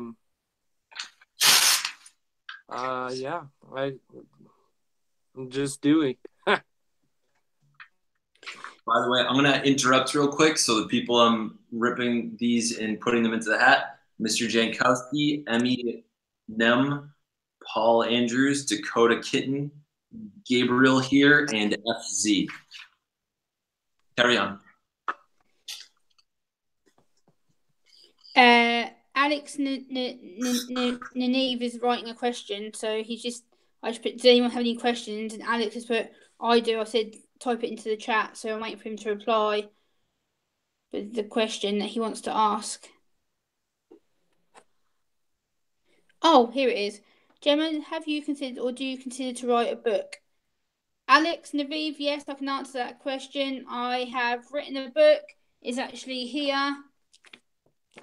It's my poetry book, which is actually in the final stages of being graphics. And hopefully next week I should have my first hard copy. So yes, it's finally finished. A year and 6 months in the making, but it's finally done. Jim, are you going to be self-publishing that one? Yes, it's been self-published through my local mental health trust. It's all been my own hard work and 6 months of planning and sitting down writing, and so hopefully I'll feel less stressed when this is done. You guys, Zach and Jimmy, you'll have to help me because I'm considering writing a book on we kind of talked about it when Zach interviewed me, but maybe not necessarily a book, but more like a manuscript on how to start a business at a young age, meaning like 18 or I think you could probably start a business at 17 or 18 without having to spend a ton of money like you would at a lawyer's office. Yeah. You guys would have to help me with that because I'm pretty sure I could. I've got the manuscript pretty much written now. I don't trust myself enough to self-publish, but I also don't know how to. Why don't you trust yourself enough to self-publish? Just because, Question. my spelling and grammar and things like that. I don't want to be redundant in a lot of the things I say, and I also don't want to. I don't know. I just don't trust myself to edit mostly. Well, this. Let me share with you immediately what I did because I think that this will completely get rid of your fear of that. What I did. Zach, Libby, she said, can you read the message that she sent you over email? She says it will contribute to your live stream. Thank you. Okay. What I was going to say there.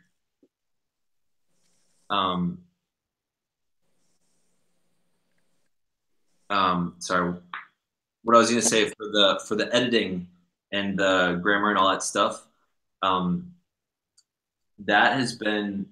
That was one of the things where I realized I could use my community. So, I mean, you have a ton of people following you through your podcast and stuff. What I did was I literally went out on Facebook, right? I think I have like 1,000 or 2,000 friends on there. I said, hey, I'm looking for friends, family members to help me edit my book. there's 300 pages. If I had 20 people, or if I had 30 people looking at 10 pages each, and if you want to do more, you can do more, then I would really appreciate your help. And like, I had double the amount of help I even needed.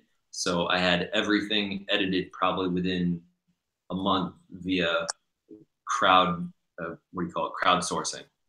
Oh, cool. That's a good idea.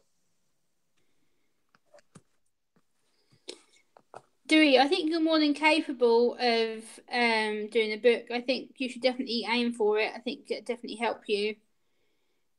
And Libby, there's a question for you from Miss Kathy. Do you have a channel and are you doing videos?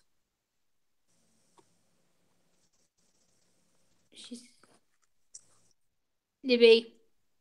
I'm looking at her email right now. Okay. Why don't I'm not sure if she wants me to read this out loud. Gemma, do you know if she wants me to read this out loud? All she's put, Gemma, can you ask that to read the message I wrote him over email? I think it may contribute to his live stream. Yes, you can. She just put, yes, you can. Okay. All right. So she says, so for those watching, this is Libby, who's on but not currently showing her face. Looks like she might in a second. But she says, so I've been on your channel when it was on 140 to 190 subscribers. I remember when you sent me your book, the book that made such a difference. So she was in something similar to this, where she saw one of my book giveaways, commented, and that was back when there were like maybe 3 or 4 people that commented, and I just decided to give them to everybody. And so she was one of the people that entered in, and I sent her a book, and she said, the book helped me when I was down. Over this past year, me and you have passed so many milestones together, big and small. I'm proud beyond anything to see Zach reach 2,000 subscribers. You deserve it so, so much. I know I tell you a lot, but you have made so much of a difference to my life. I want to send a long list and a long message about all you have done for me, other people, and just what you deserve to hear. But I'm going to start crying soon. So remember the 4 things, please. Love you, Zach. Thank you so much, Libby. Oh, that's lovely. Yeah, I would love for you to share the story of when we turned around Charlie. She knows what that means. I don't think anyone else knows what that means. I don't think I've ever actually made an explicit video on it, but Libby, I would love for you to share that story, because I think that's a really good showcase of one of the things that we've done together, I guess you could say. And I think it would be better coming from you than me.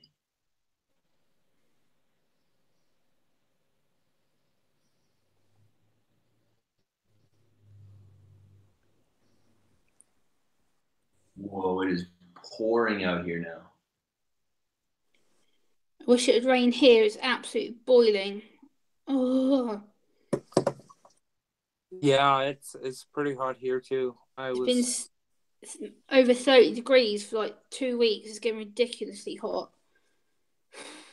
By the way, Libby, it is absolutely okay to cry in front of a live audience. If that's your concern, is you don't want to cry in front of people. Zach, you need to start crying then.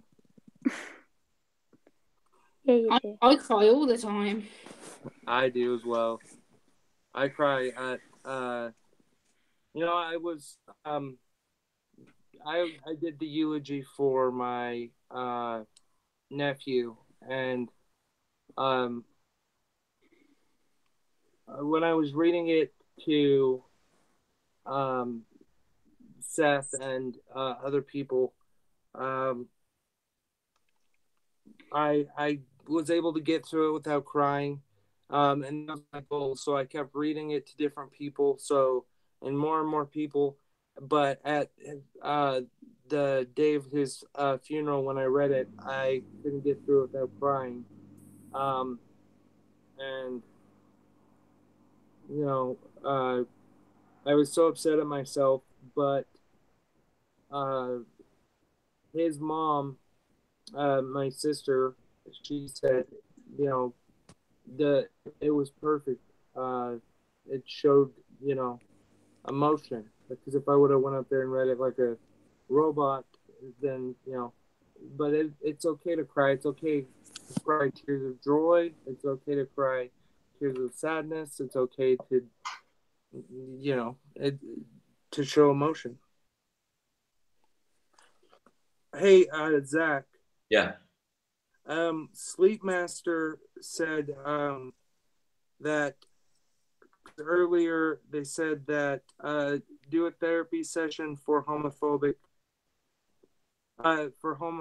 people video. And I asked, are you experiencing homophobia? Yeah. And they said, yes, people are making fun of me and calling me a dyke. Oh, wow. Sorry to hear that. What do we... That's awful. Sleepmaster, I assume that you're maybe in school. It's so cliche to say this, and as you hear it, you're probably thinking, "Oh man, how many times have I heard this?" But it gets better. People as they grow, because whether you'll believe this or not, I was messaging a girl. She did this thing where she said, comment a number and I'll message you how I feel about you. And this was back in like 2011 when I had just graduated. But they said she sent me a message back saying, you were kind of mean to me. And I felt horrible because I had no intention of being mean to her. But she felt that I did. And I don't consider myself a bully. But she considered me a bully, so that makes me a bully. Made me a bully. So I don't know if you've been watching the whole time, but man, I don't know. I don't know what to say. It's hard, but get a support system that you love and trust in your life, because those people that are calling you a dyke, they're or anything like that, that's a reflection of them, not of you. Right. You are not a bad person, and it's hard, and it's hard to do this, and so I know I'm asking you to kind of do like and achieve the impossible, but you have to know that you are not the things that they're calling you. They're trying to take the baggage from their own lives and put it onto you. And that's not right. But that's what they're doing. And you've got people that love you. I love you. Zach loves you. You know, Gemma, Libby loves you. So you've just got to find a community, whether it's through here. If we're your community, we care about you. But you've got to realize that in the grand scheme of things, people are jerks because there's something wrong in their life, and they're trying to put it off on you. And the only thing I can say is develop a support system, and just do not let their words affect the way that you feel about yourself. Yeah, well said. I think the hardest part for really anyone getting bullied about anything is finding a way to recognize that it isn't a reflection on them. I can always remember when I was bullied in middle school. You know, my mom would tell me at home, like, hey, they're just doing it because they feel insecure about themselves. And I always remember the hardest part was being able to recognize that that was the truth of it. And I think that one of the things I've had the privilege of is well, I mean, I'm sure they're about as bad of trolls as they get on a couple of my videos.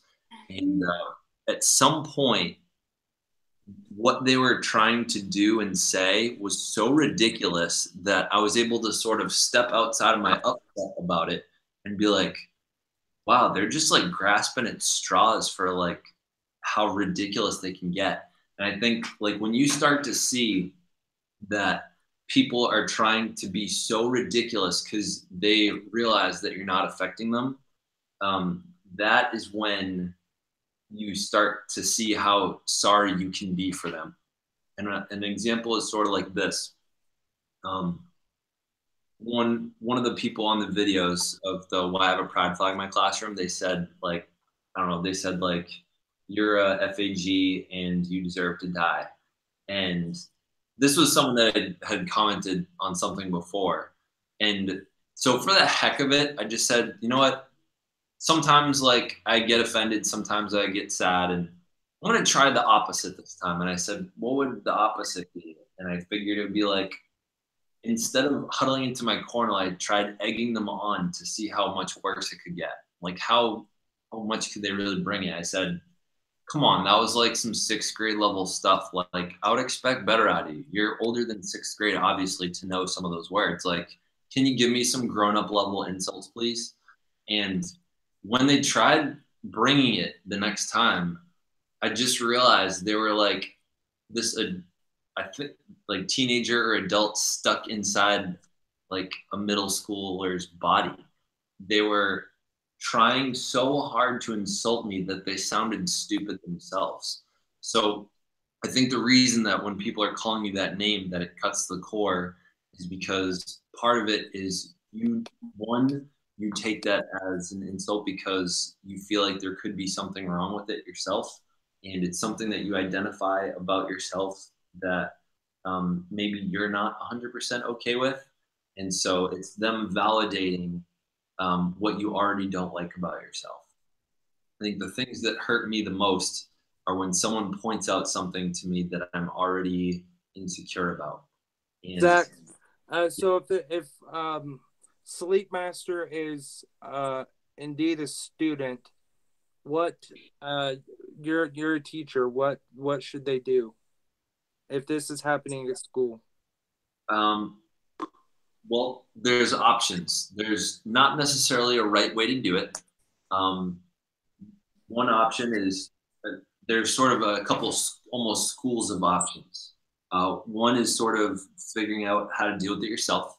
One is finding a way to deal with it with a couple various different sort of communities. One being you can include your parents. One being you can enroll and sort of include like a group of friends.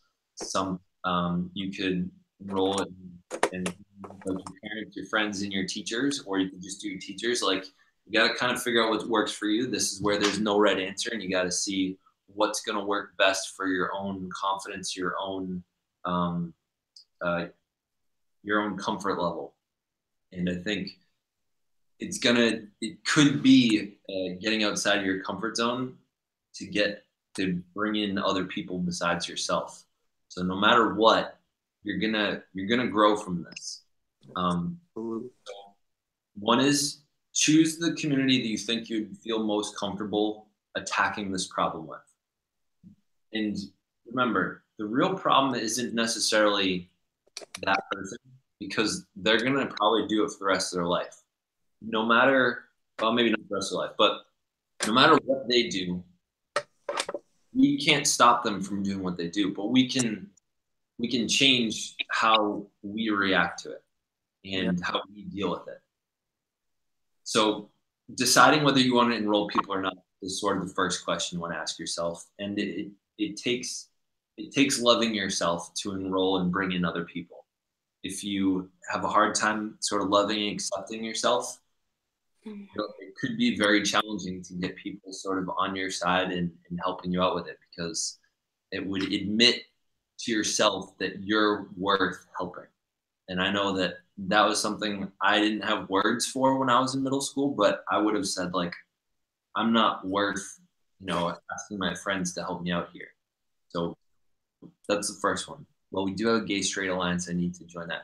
That's absolutely one of the great options you can do, is join the Gay Straight Alliance, because that will give you at least a small, if not large, community of people that have will accept you and are accepting of exactly who you are. So yeah, that's one great one, GSA. And two, and I mean, saying this from an adult perspective, I would say try to find how you can train your own brain to deal with it better, more so than trying to get them to stop. Because the day they stop, you'll find someone else that'll start.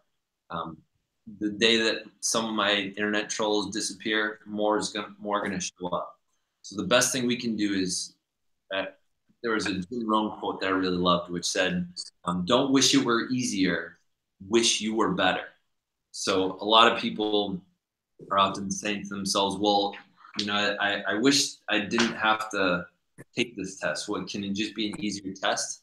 And I often would say, like, no, just let's have you train better so that you can overcome a tougher thing and have the same performance in that.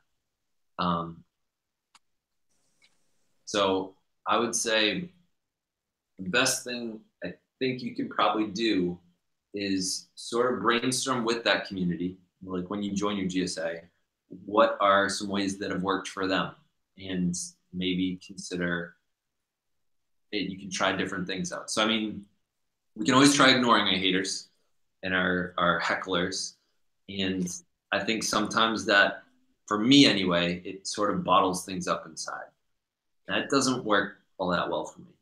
What works a little bit better for me is finding an opportunity to sort of throw it back at them and almost try to turn it into a game. But I know that isn't going to work for a lot of people as well. You just got a great comment on your YouTube comment. A guy called Chris LaFond says, "I just have to say, having a place like this to vent and talk about your personal feelings is a great outlet to make yourself feel better, because no one here is judging and believes only the good in you." Yeah. Thank you for saying that, Chris. And by the way, Sleep Master, I feel like I'm rambling on a bit, but let me know if this is helping, and or if you have a specific question. And you got a comment from Alex Ninive, says, "Gemma, can you ask Zach what was written on his shirt on the last day of school? He'll know what I'm on about." Oh, actually, do I have it with me?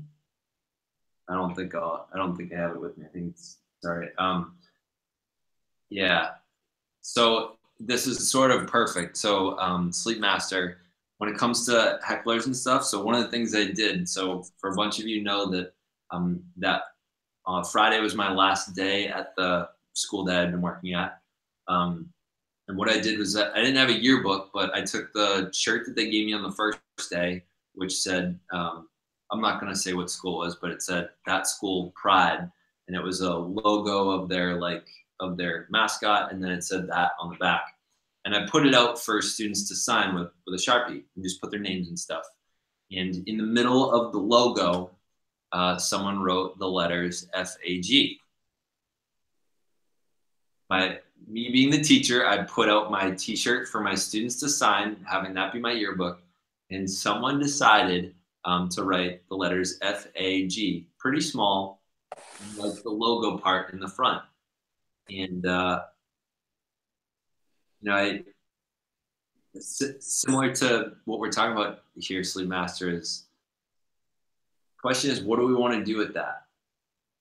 I look to and say to myself, I can choose to be upset, or I can choose something else. Now, yes, there's going to be sort of natural emotions that come out, and natural emotions are not necessarily always going to lead me down the best path. The first emotion that comes up is to be really hurt and feel like wow, I put my heart out there. You know, I know it's just a t-shirt, but at the same time, like, I feel like it's sort of, it's giving them an opportunity to be positive, and then they threw me in the dirt for it. And that's one option I could go about. And the second sort of option is to really, and this could be challenging, I admit, is try to think about who must that person be, really, like who must they be for them to say something like that. And I think part of it is they probably grew up in a household or community that did not accept gay people or did not accept people that support gay people. And so they really felt negatively about me specifically. And they said to themselves, I'm going to be passive aggressive and I'm going to write this on his shirt just to let him know that he sucks, and this will be a little jab. And so I think that was an opportunity for them to try to voice their opinion. But, you know, they know that in that community, they're the minority. You know, no one was saying it to my face. They had to write it in very small letters on a t-shirt. And I mean, there were students around all the time. So I don't know how or when they fit it in. You know, they must have been looking over their shoulder the whole time that they're writing it. So I think that I really do believe, and I know it's always hard to believe, especially when we're younger, that the people that are making these comments and trying to bully us are trying to bring themselves up. And a quote I shared with one of my classes this year was, what's the quickest way to build the tallest building in a city? And you got kind of two options. One is to find out what the tallest building is and build one bigger. Or you can build a mediocre size one and then just demolish the rest of them. And I think a lot of people, when you think of confidence as something that you build, and they want to build the tallest confidence building, they think it's probably easier to knock everyone else's building down and find some pride in knocking all of their buildings down rather than actually going about building their own confidence. Dewey's had to leave the call because his iPad's died. Yeah, I saw that. Yeah. One thing that you said about like coming out of yourself and like breaking down the judgments, like talking to you last week and admitting for the first time where I identify myself, and I come off the phone call and I was so damn proud of myself because I've never told anybody, still haven't, apart from my social worker now knows, because I was so happy when I got to see her on Thursday. She said, what are you happy about? I was like, yeah, I admitted to one of my best friend YouTubers, he's an American teacher, that I identify as someone in the LGBTQ community. And she went, you did what? And I was just like, yeah. And I cried for an hour, like literally on her shoulder. She's like, I don't know why I've hid this for like 4 years of my life in absolute silence and not said anything to anybody. And Zach, you've changed my life. Seriously, you have no idea how. Oh God. Yeah, you've literally saved me. You've really, really helped. Thank you. You've literally, like, I mentioned to my dad yesterday, and he was like, how can you tell me? I was like, Dad, you're the most judgmental person on the planet. There's no way I'm telling you. And he was like, oh, that's charming. And I'm like, Zach listens, Dad. He gets it. He gets the struggle. He gets what I go through every day. And I would have probably never have come out if it wasn't for you. Thank you. I think someone along the way would have done it. No. I hadn't even told my best friend, and I've been best friends with her for 5 years. Oh, God. Well, thank you for sharing that. I had no idea it had that kind of an impact. Yeah, you do. You're an amazing individual. And, like, I told my best friend yesterday what I told you, and she was like, why did you not tell me? I was like, one, because she'd been in hospital, and two, I felt like it was time to come out. I don't want to hide myself anymore. I've hid it for 5 years, and it sucks. Yeah. Well, thank you for having the courage to come out and be yourself. I'll take credit for holding the space that you were able to have the courage, but I didn't force it out of you. I didn't have you at knife point. Like, no, I'm not saying you did, no, but you made a massive difference, and I probably wouldn't have even acknowledged it if it wasn't for the fact that you put out that video about the LGBTQ video, and I sat there watching it, and I was just like, oh my God, I've got to tell Zach, like, I can't keep hiding this anymore. I can't keep being fake. It's ridiculous. And I sat there and cried. When I watched it, I was just like, this makes total sense. Where the hell have I been for the last 4 years? It's just, yeah, oh gosh. Oh. I'm so glad that you came out, and I'm very thankful that you're giving me credit for it. But as much as I don't feel like I deserve it all, yes, you do. Like, you're the only person I've told. I want to discredit your story, so thank you. And I think that's sort of what I hope to do with that video, is continue allowing and helping people to come out, be themselves. Even if you're not in the LGBTQIA plus community, I want people to get that out of this channel and out of the book, is for them to be comfortable and learn how to be themselves. I think making this YouTube channel has been my version of coming out. Like, I'm straight, so I haven't been hiding anything around my sexuality or anything. What I have been hiding, I think, is my real want to do more public speaking. And I think it's hard for me to admit that to myself, because I always feel, and I think a lot of people that are have not shared with people that they're gay or whatever, they don't want to admit a part of themselves to the world, and they don't want to admit it to themselves. And I know it's not really a comparison there, but I really tried to.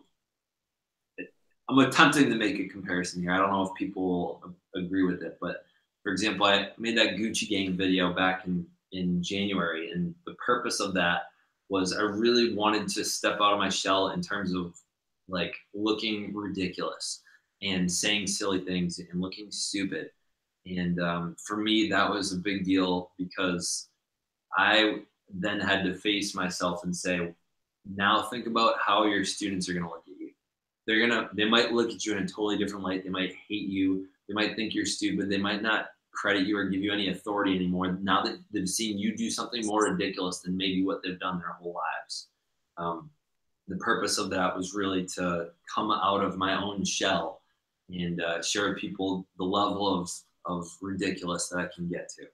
You're far from ridiculous. Like I was saying to Dewey earlier, I'm sitting here trying to keep still. Like, my anxiety is through the roof, and I'm sitting here like, nah, trying to keep still. And I've literally got my hands on my lap out of the way. I've literally got myself, so I'm sat directly facing my iPad so I can see you. I'm just like, chill, calm, and literally my hands are like literally shaking. I've literally been shaking the whole time I'm sitting here. Yeah. See, I love that about some of the people that have come on, is like, you guys don't occur that way at all. Like, even Livy, I know isn't showing yourself right now, but like, when you guys are on and you're talking and you're just being with me, I've found that people have this own internal experience of themselves, and it's not anything that, like, we don't even see it. I bet most of the people in the chat don't even see that going on over there with you. Like, that's why, like, you probably see me like fidgeting a little bit, because I'm trying to calm my anxiety down, but I'm literally trying to keep bolt still so I can be like, ah. Hey, I want to take a quick pause right now and again bring people back to the fact that this is a goal of this was to do a giveaway. So here are the names that I've just written down and I'm entering in: Ryan Doherty, Jasmine Axelson, Johnny Vasquez, Mr. Mrhchandonnet, Jace Latch, Falling Gravity, Nolise Miranda, Josh Neilson, Urnavakram, Jordan Curran-swift, and Jake Bedelion. And I'm still writing things. I really got to step my game up here. I'm going to pause the conversations. You guys feel free to keep asking questions, but I'm going to run through a bunch of these comments. All right. Next one is Rick James. Next one after that is Michaela Rogers. Yeah, I just read one. I'm just reading through the comments, and whatever says something that's very important to discuss is that you may need to find a safe space. It may sound dumb, but you need someone who you can lean on. It's not always going to go well, but it'll always get better. Yeah, I totally agree with that. I think as long as we can hold on, and we might be in a tough spot. Life does go on. I think that's been. I think going through tough times and making it all the way through them helps us continue having those that conviction and that confidence that the future will get better. And then he just said again, the bad times control the way that you feel that you live in the school, but what you do outside, and you can find people who accept you for being you. That's totally true, definitely. I found a lot of people who helped me. A lot of people, especially my best friend. I wouldn't be without her. She's someone who I ring odd hours in the morning sometimes. All right, some of the next names that I've just done. I already said Rick James, Michaela Rogers, Braden Peltz, or is it supposed to be Peltz?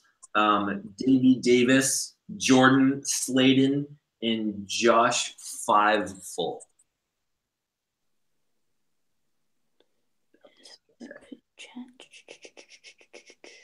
All right. Next is this is good. Justin Cross.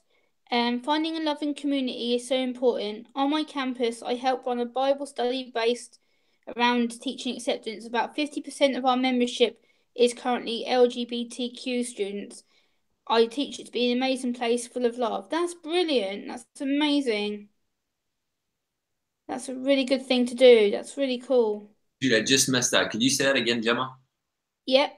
Finding a loving community is so important. On my campus, I help run a Bible study-based group around teaching acceptance. About 50% of our group is currently LGBTQ students. It's an amazing place full of love.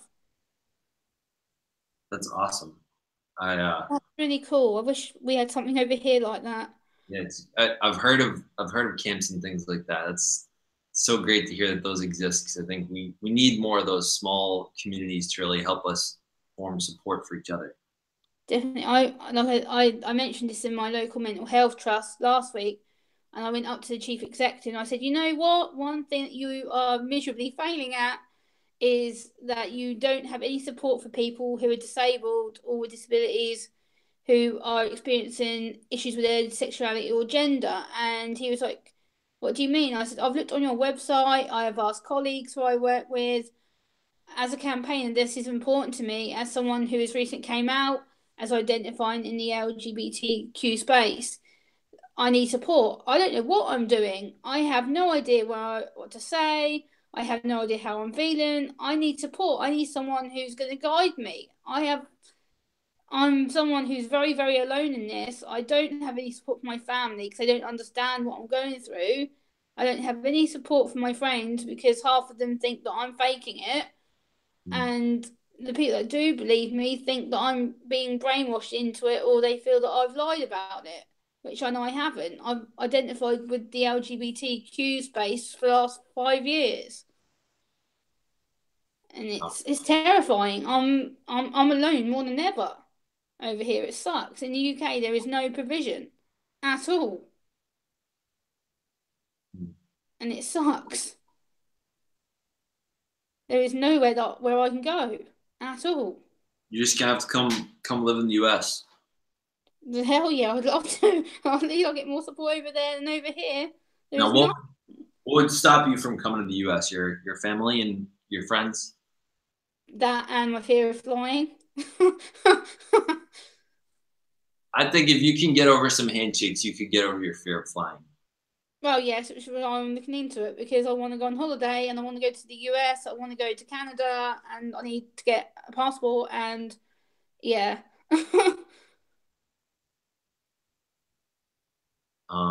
Yeah. I definitely want to get away from the UK, because the UK has no provision for people like me whatsoever.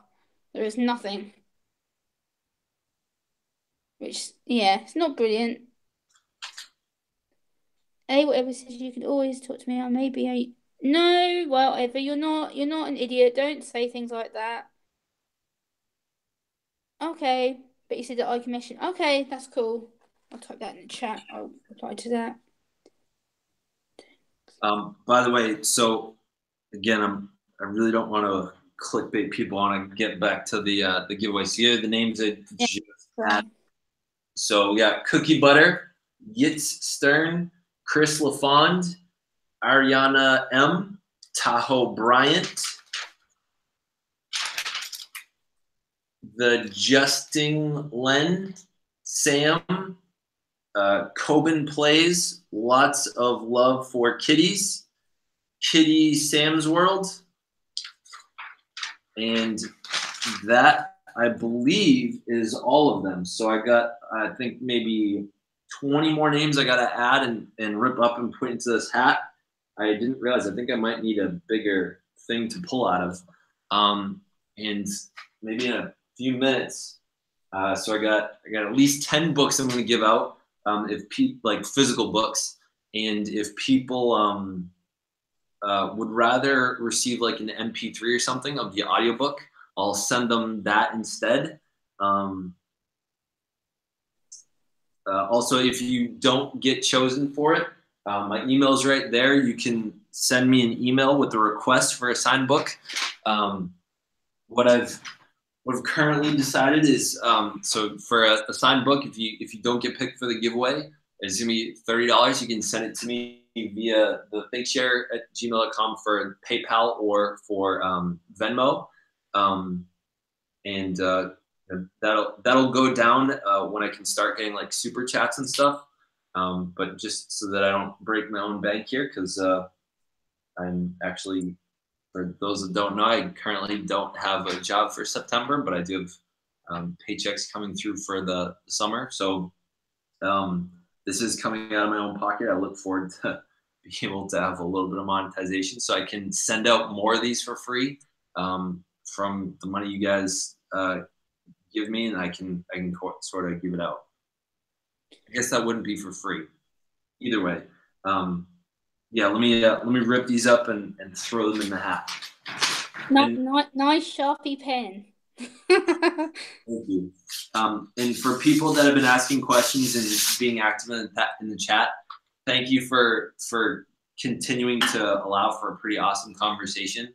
I've been feeling bad halfway between, like, this isn't what the video is supposed to be about, but I don't want to disrespect the people that are here and asking questions and want to know. So I'm sort of caught in between those two things. I don't know if there are people that are like just anxiously waiting, like, come on, get on with the giveaway. So no, people are commenting. There's a Susanna, I don't know if I'm going to muck this name up, back. Sorry, I apologize if I muck it up. I do live streams. I may one day do about tough situations and help everyone, but I don't know, should I? She's just he, or I don't know if it's a he or she. I'm just then she's put, I'm just a kid, and then she's put, bravo, Zach.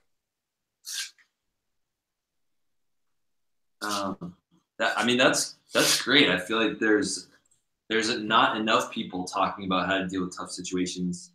I think that's kind of what makes the world a better place. I'm doing my LGBTQ video tomorrow, so I'm feeling slightly anxious about that, but I'm going to press ahead, do it. Yeah, man, you need a flag over there. You get a flag? No, I don't. I do need one, yes. I might have to try and find one. Try and see if I can get one from somewhere. As I was reading through those comments, I'm pumped. Somebody, I think it was Cookie Master or Cookie something, commented that after showing my video to one of their teachers, a couple of them put up little, like one of those little like pride flags into the room. She said it was for 3 teachers, so pretty excited that we're able to make that change out there. Yeah, and you just had a good comment from Sleepmaster. She just said, my family is religious and they can't stand homosexuality or bisexuality because of their religious ... beliefs. That's really sad. I understand why people do that. I respect they have religious beliefs and reasons. That's fine. But it's still sad that this leads nicely on to something that I experienced about 5-6 years ago now. I admitted to my church that I was autistic and I was having sexuality issues. So this question leads quite perfectly on to what he just said. And my church decided to kick me out because of it. And I do not, for the love of God, know why it should be such an issue. The fact that now they've said that the reason that they felt they had no choice but to get rid of me was because apparently my disability is a burden, and that's horrified me. I don't understand the church's attitude onto why they can't accept people with disabilities. That really makes me angry. Disgusting. I think that there's a lot of religions out there that I don't remember if this is like a Bible verse or something about following false idols, but yeah, I feel it. Is that a Bible verse? Something about following false idols? Yes, there is. Yeah, about if you follow false idols, you'll fall, and you're not giving the true worship to God who deserves it, and therefore you're doing idolatry, which is a sin. Yeah, so many people are like, I feel like there's like a church that would kick you out for letting them know that you're autistic. Like, I think they follow as a whole church false idols if that's what their goal is, because the goal. And do you mind sharing what sort of church it was? Yeah, sure. It was an evangelical gospel church. I went there for 9 years of my life. My best friend went there, who sadly died. She got me involved in the youth group. I've been brought up in a non-Christian household, so my parents, as soon as I told my parents, they believed I was being brainwashed, but they let me go regardless anyway. And eventually, when I started being more committed to the church, I started getting involved in youth work, worship team, all the rest of it. And then I told the church leadership after about a year of my diagnosis, I said, look, things need to change.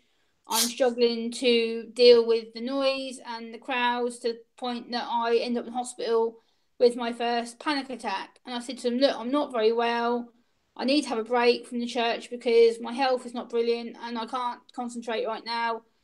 They came to my house, had attacked my mum, and basically said that I was using my disability as a sympathy story, and basically said to my mum, if Gemma doesn't come back to church, we're going to throw her out. And about 2 weeks after that happened, I was told that I couldn't go to church anymore because my disability was a burden, and I was made autistic because I had disrespected God and I disrespected my friends.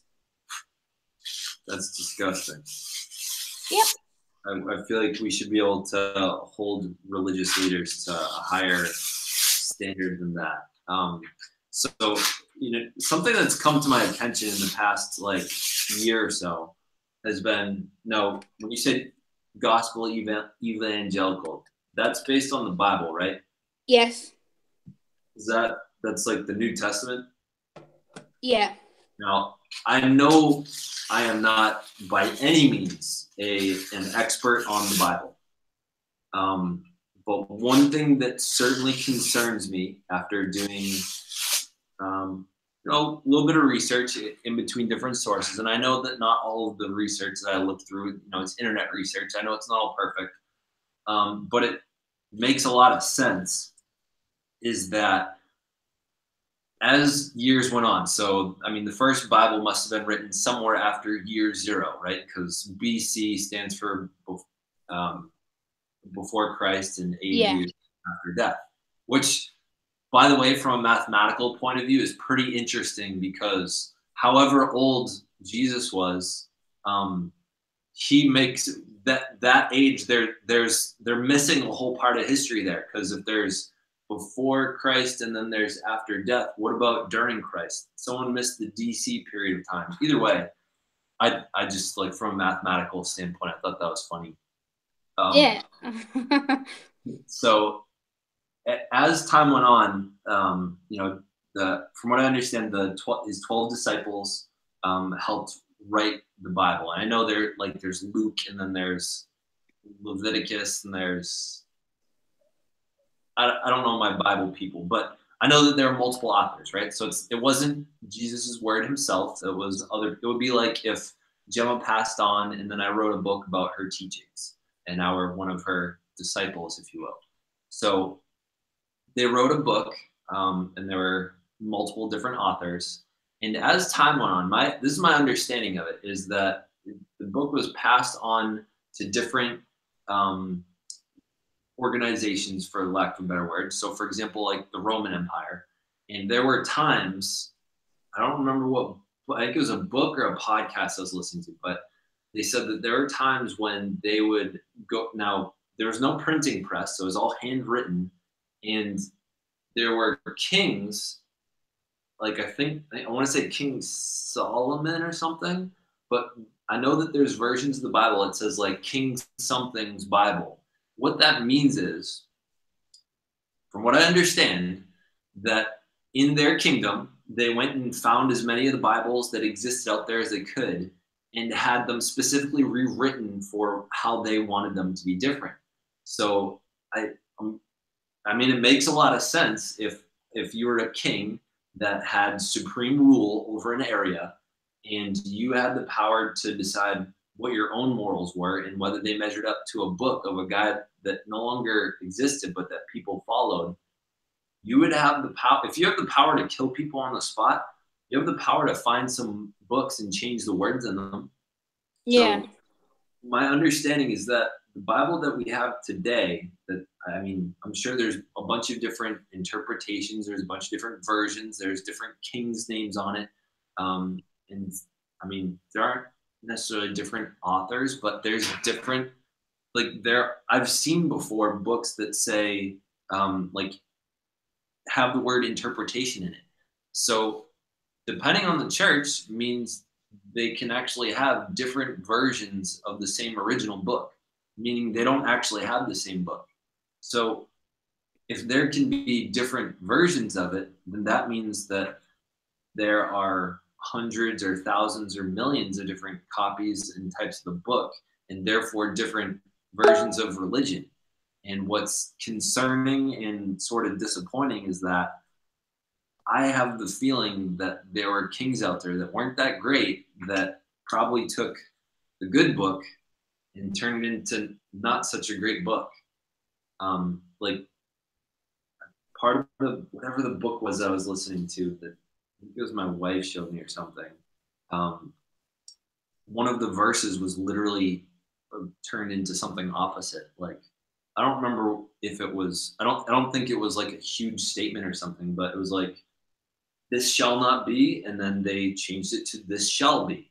So I think there's a lot of different things in the Bible that have been changed, and if people are trying to live and live by a religion, by the book, there's a lot of room for doing things by someone said it, not necessarily Jesus. Yeah, you got a couple of questions here. Alex says, what time is your giveaway? And Zach, are you going to be creating merch soon? Let's say I think we can do the giveaway in about 10 minutes. I've just written all the names, ripped up the paper, and now I'm just folding them, putting them to the hat. I think we can do that in about 10 minutes. I'm thinking, because I know in the past what's happened is I've declared that there are certain winners, and then they've never come to claim them. I'm going to promise that I'll send out 10 books no matter what. So I'll pull 10 names, and then I'll start pulling maybe a 20-person waiting list or something. So if those first 10 names, a couple of them don't respond, then I will start contacting the people afterwards. And the way I'm going to let people know is if they're either on this live stream, or I'll put in the description, like, jump to the back of this live stream to find out if you're a winner. You know, I guarantee there's going to be at least one of the 10 that isn't going to claim it. Also, there's going to be people that want the audio version. So again, because I don't have the Audible credits, I'm going to be creating an MP3 file to send out to people so they can sort of listen to it. You know, if you have an iPhone, you can put it onto your laptop and listen to it through, I wonder if I can put it on Spotify.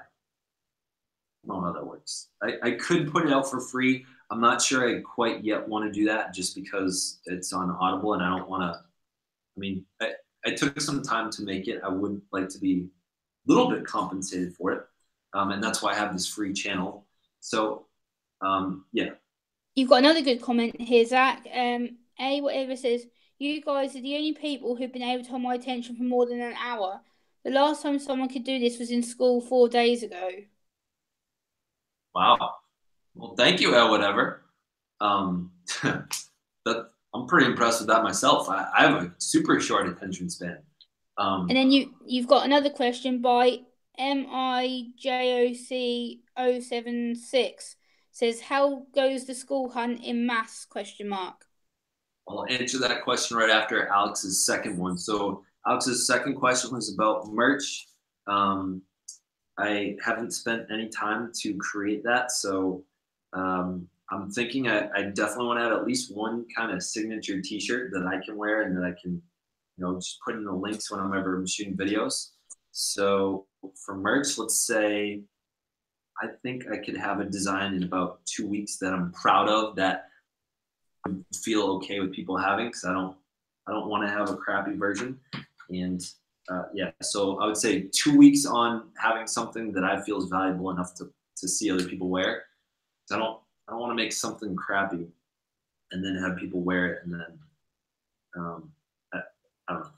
So that's that one. And then the hunt in Massachusetts. Yeah. I really had my hopes set on this school that I interviewed at the other day. Honestly, I haven't contacted any. I've contacted a couple people on LinkedIn and have not received any answers back. But I'm really hoping the school gets back to me. So I haven't really reached out to anyone yet. And I will certainly update on YouTube as that time comes, as more actions start happening. So this is like bulging out of the hat. Now I gotta up enough. I'm gonna have to put it in this box. Oh, hey, Clifford. Okay.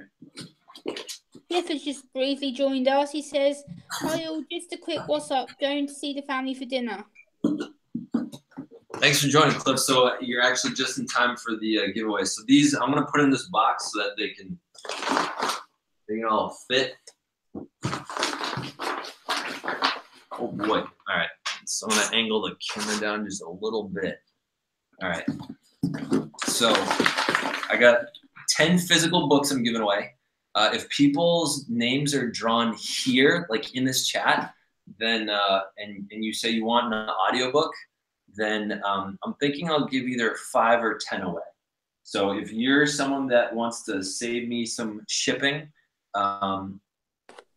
or I don't know, well, if you'd rather have an audiobook and your name is called and you're in the chat right now, let me know. Also, I'm going to be asking people, send me an email at thethinkshare, and the goal of that would be to give me a mailing address that I can send it to. I'm going to be sending them in the mail. Hopefully there's not a ton of international ones, because those certainly cost a bit more. I think it cost me $30 or $40 to send it to Australia. UK wasn't as bad. It was like $20 or something. But around the US, it was like $2 or $3 each or something. So yeah, let's. I'm a little nervous to do this just because I'm afraid of making big financial promises that I don't want. It's not that I won't deliver on them; it's that I won't want to deliver on them. All right, I'm gonna write names down as I choose them. Where's my Sharpie? There it is. All right. So first one of the 1K giveaway, by the way, is Galaxy Pug 21. Galaxy Pug 21. I don't think I've seen your name in the chat, but I'm going to put number 1 on there. So Galaxy Pug 21, if you'd send me an email with your address, I will send you a signed book unless you defer to the audio version. Galaxy. And I will also be commenting directly on the people that, like the original comments that entered you into it. I'll be directly commenting on there, asking you to send me an email. So Galaxy Pug 21. First one. All right, second book. I won't bite it. Second book. Wait, I'm gonna mix around a bit more. Sorry, the person that was right there.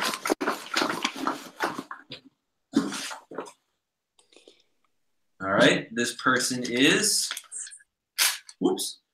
Alysson Kernodle.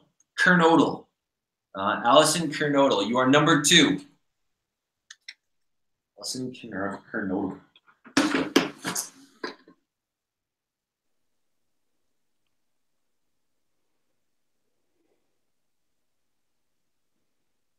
And I feel like, hey, is there anyone that's been on this chat for a real long time that has not entered into this and would like to be entered? If so, do a quick comment in the chat and I'll add you in before I pull all 10. Or at least before I pull the first 10. Or you know what, Alex, one of my favorite moderators, if there's someone in here that you think ought to be entered, you know, they actually, whatever, have you put, Sleep Master, I don't remember if I ever wrote your name down, but I feel like you'd be an appropriate person for. I just put chat. If there is anybody who's been on this chat for long who hasn't entered, quickly enter now.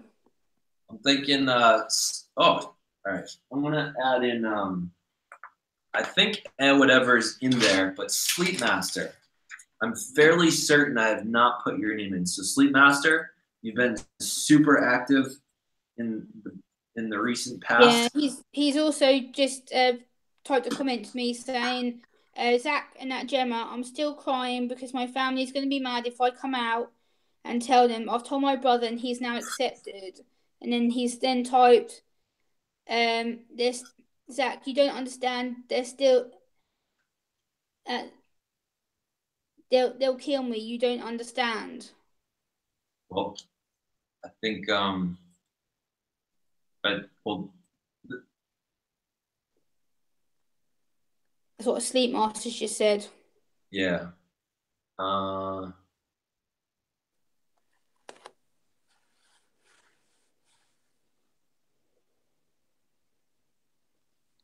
And for the giveaway, you just had Ian.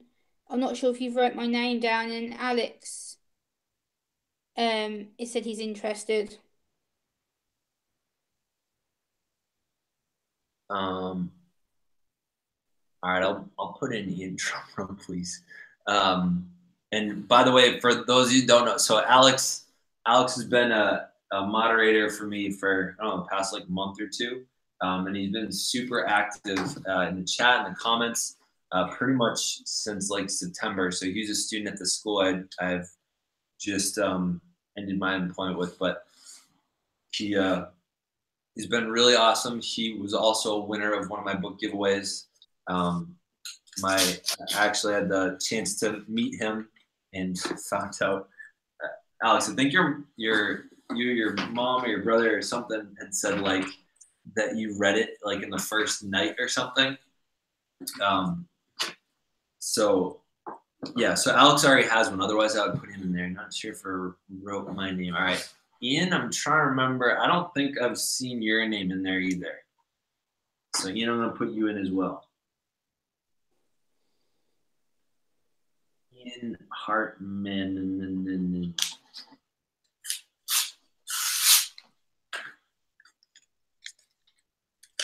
All right, so we got two down, and we're going to keep going until we get at least 10 names. And then we'll do, I guess I'll do 10 more for audio. I guess the next 10 will receive audio. Yeah, we'll do 20. First 10 will be physical books if they want to do me a favor and do the audio, because that'll be a little bit easier. And I would request that you don't just share it with the world. So this person, their username is E. E, you're a winner. Number 3. Yay, my book should be coming today. It's officially gone midnight for me. Woohoo! Oh, nice. It's officially 20 past midnight for me right now. Well, thank you for being on with me for so long. Welcome. I don't, like I say, I have problems with sleeping, so I'd rather be here online rather than sitting here being absolutely, yeah. All right, next one.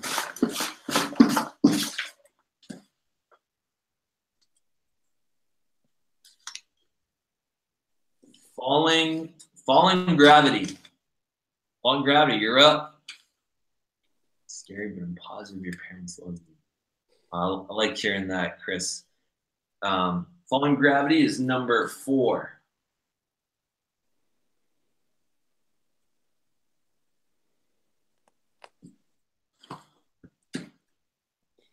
You should be getting your poem emailed to you today as well. I've typed it up and I've attached a picture of me and my nephew on the bottom of it, so you can have a picture of me and my nephew. Number 5, Rick James. Rick James. Rick James. I'm assuming that they are that their name is almost a comedy routine from the Chappelle Show. Rick James, number 5.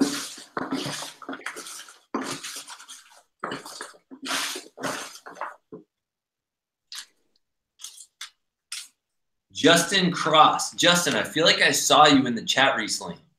Justin Cross, number 6.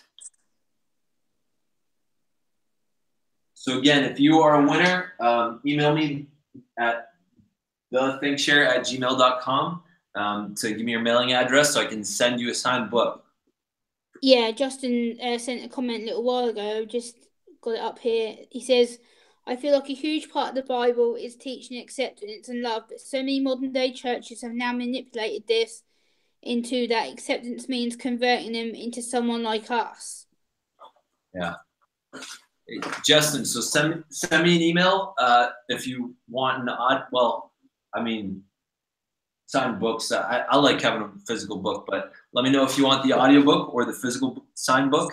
I'll tell you what, if you want the audio, I'll still send you like a letter or a thank you note or a postcard or something.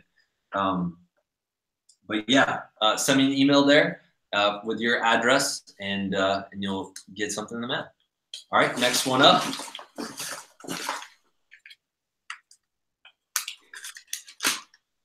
Is Sleep Master. Yeah! That was not. Yes.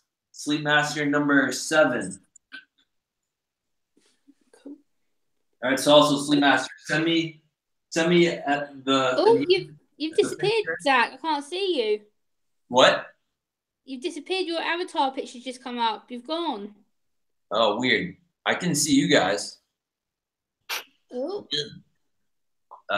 Yeah, Sleep Master. Send me an email with your address so I can send you a book.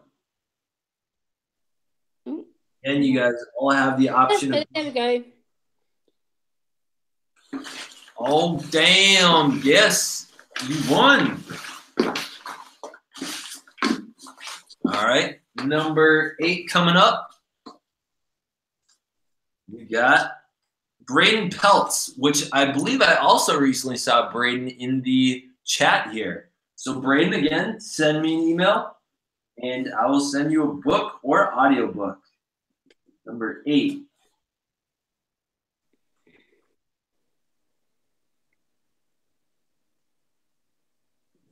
All right. Let's look at number. No, uh-oh.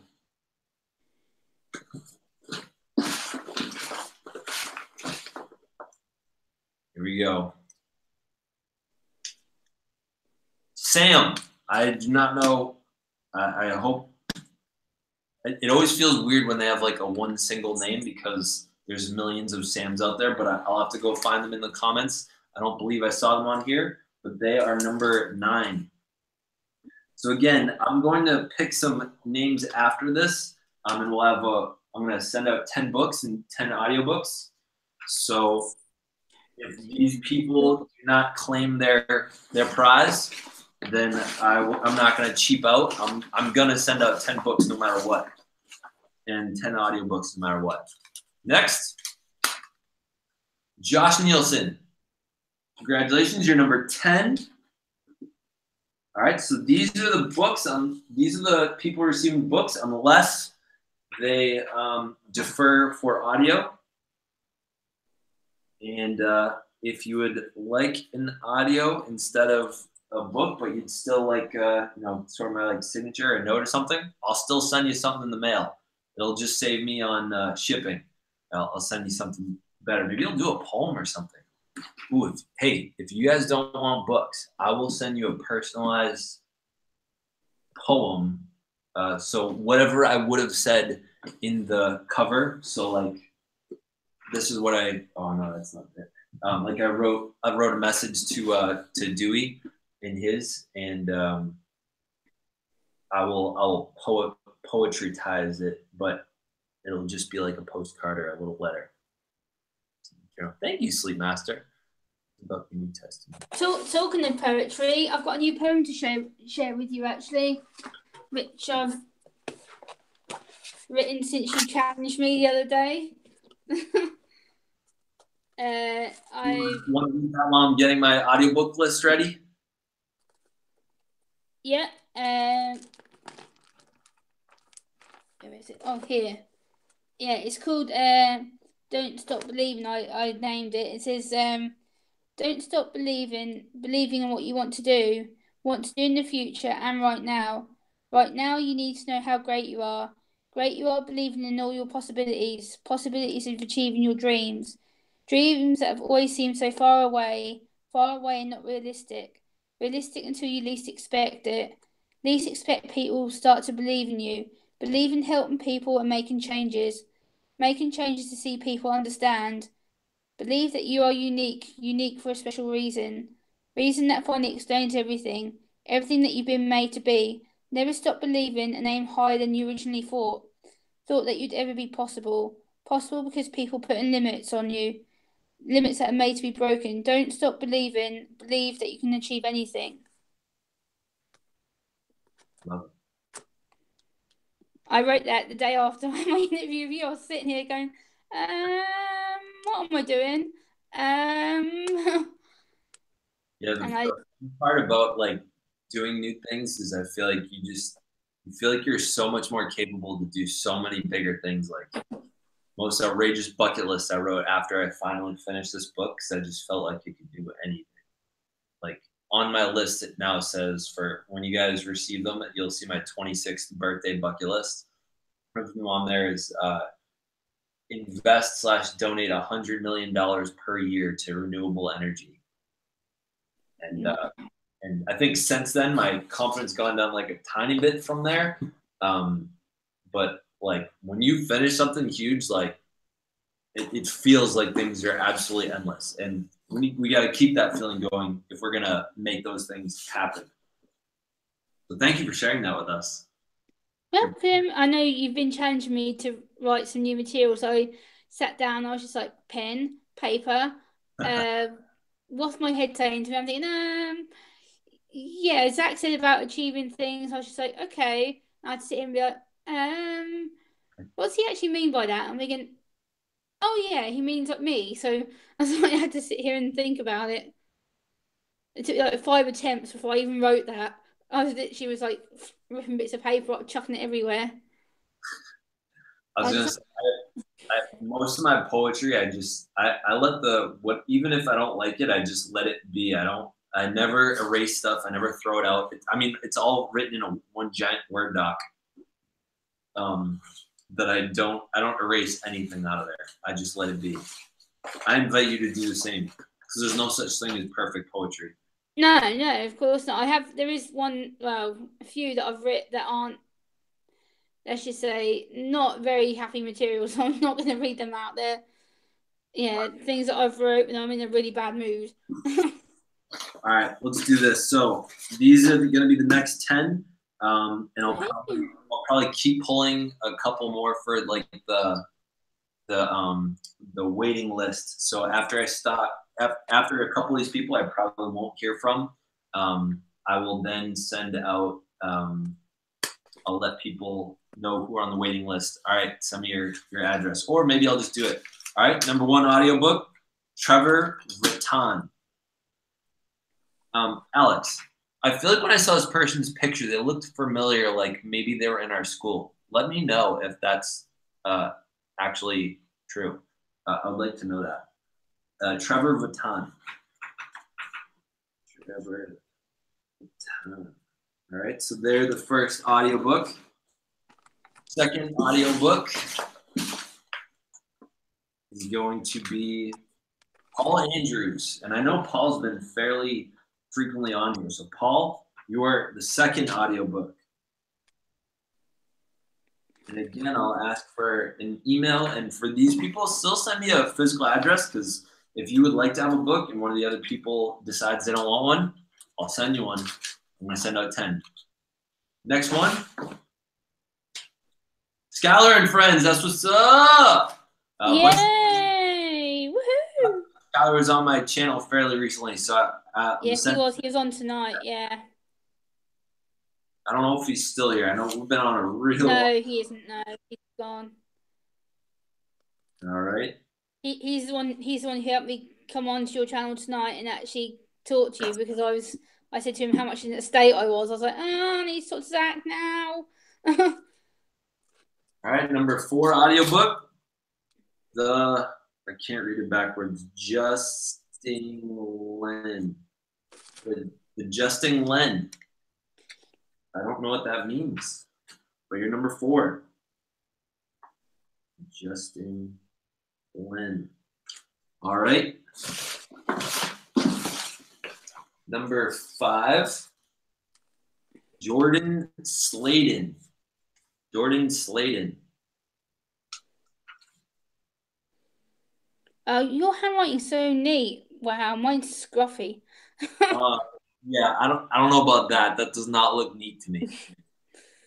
It's maybe legible, but I don't think it's neat. All right, next up, we got Mr. Mrhchandonnet. Mr. Mrhchandonnet.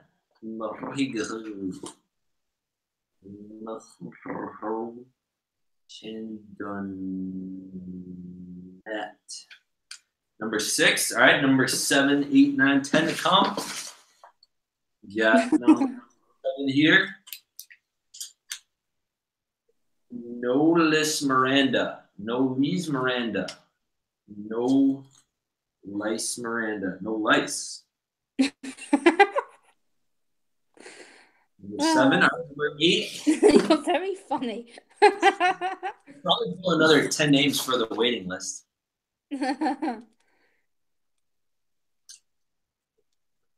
Johnny Vasquez. Also, Alex, if you would share with me, I feel like Johnny, I'm not sure if he's the person I'm thinking of. I don't know if you're still on, Alex, but let me know if is Johnny Vasquez in the school we were just at? I feel like they might.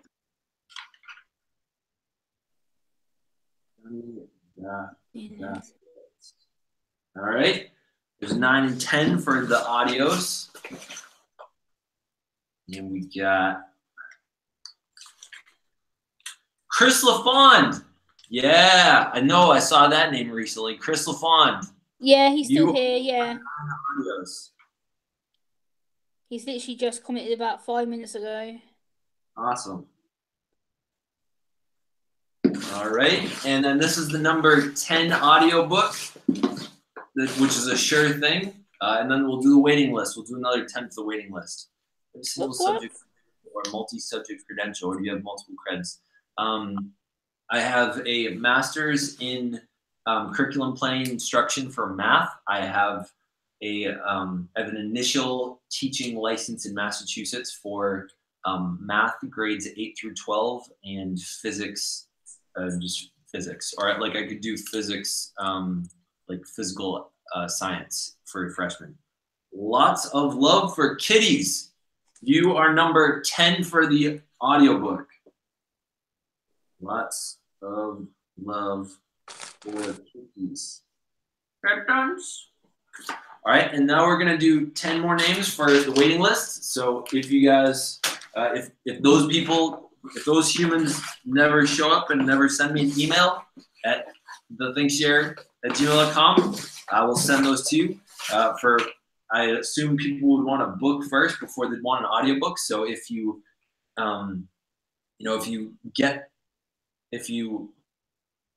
if 10 people don't claim their books, then the people that are in the audiobooks list are going to be given the option of a book as well. All right, so here's the first one on the waiting list. Josh Fiveful. Josh Fiveful. All right, next is Jace Latch. You are number 2 on the waiting list. Jace Latch. And I would almost guarantee multiple. Can I share another poem, Zach? Is that all right? What's up? Can I share another poem with you? Yeah. Last one. Oh, Ian. Yes. All right, Ian. You're number 3 on the waiting list. Go ahead, Gemma. It's called The Climb. The Climb, my 5-year journey. Journey of finding out information to help myself to be independent.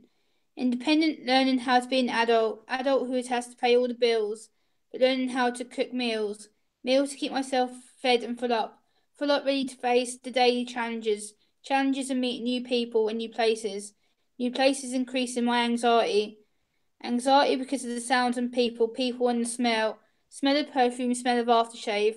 Smells make me feel sick and makes my eyes watering with people staring at me expect me to be normal, something which I'm not capable of being, which makes my communication difficulty. I'm constantly climbing and challenging, trying to figure out who I am. I am a public speaker and a trainer to challenge perceptions that go around in my head which never slows down. I'm still searching and still climbing. Oh, I like that. I like how you got into like the specific, like smells and senses and stuff. Because like I feel like when you point out like aftershave, like I can feel that whole thing. I like that. Drop a comment for Gemma and/or go and subscribe to her channel if you're feeling that poetry. I want her to start dropping those kind of short poems and videos so that she can get some acknowledgement for it. You might get some hate for it, but I'm up for a challenge, Zach. If you challenge me, I'll do it, as you well know. Oh yeah! Woo! Set me a challenge, Zach, and I'll do it. Okay. All right. Chris LaFond, I see your comment. You say I'm gonna buy a physical book, pull another name for some lucky person. Oh. Wait. Paul, I had you for an audiobook, so I'll still send you the audiobook. So it's like if you want to read the physical book, I'll you know what, still send me your address so I can send you like a note or a postcard or something or a poem. All right? So Chris, still send me an email. Still send me your mailing address so I can send you something. I really appreciate you buying the book. You can buy it straight off Amazon, or I'll tell you what, just send me an email where you are. If you want to send me money straight to me, I'll still send you a signed copy, so that you're only paying for shipping in the book and no extra. Alex has just said to you, not sure if you remember, but I remember you working on a Post Malone remix. You should finish it this summer and then do a video. Yeah. Oh man, that one I got so discouraged on because I was so unimpressed with myself. But yeah, I can do that because I do want to make like one music video per week because I know I can, and I have a couple of people to help me build those videos with. And the hard part is like having the confidence to ask people to be your videographer rather than just leaving a camera there. Like that's been the hard part for me to get over. All right, next on the waiting list, we got Ryan Doherty. Ryan Doherty.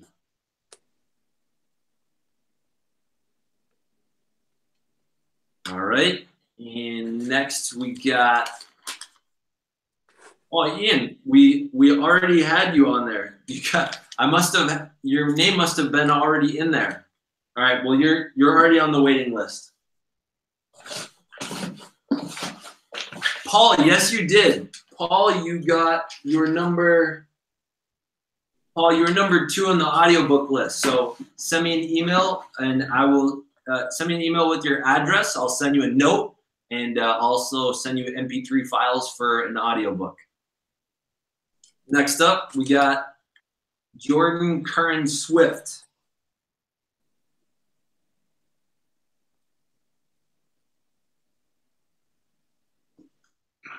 All right, so we got 1, 2, 3, 4, 5 on the waiting list. 5 more on the waiting list at least. I feel like I'll probably end up doing another one of these giveaways or something because, I mean, if people end up buying books during these things, I can give more stuff away, that's just awesome. Like thank you to what was it, Paul, for saying that they would buy the books. I mean, if you guys buy the books, then I can send out more free stuff. You know, I've been thinking about creating some sort of like free ebook or something this summer that, you know, it's not gonna be super long. It's not gonna be as much effort as this, but I've been thinking about that as well. I was thinking I wanted to make a book like what I've learned over my first year doing daily YouTube videos. All right, number 6 on the waiting list. We got Tahoe Bryant. Yay, I just had my email come up. My book's been dispatched. Woohoo! Nice. Can't wait. I'm going to take a selfie with it as soon as it comes through my door. I'm going to be like, Zach, woohoo! Gemma, you should put Gemma, you should send me an email with your address so I can at least send you a note since I will not have signed the one that's coming your way. Okay. All right? Yep.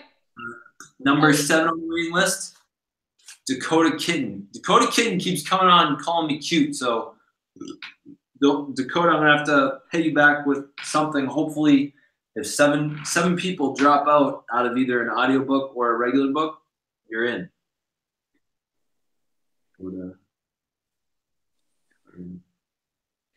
Swift.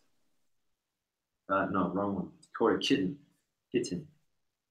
All right, number 8. We got Abigayle Cheney. I believe they're one of the first people to actually comment on the giveaway video. Abigayle Cheney. All right, and then there's 2 more on the waiting list.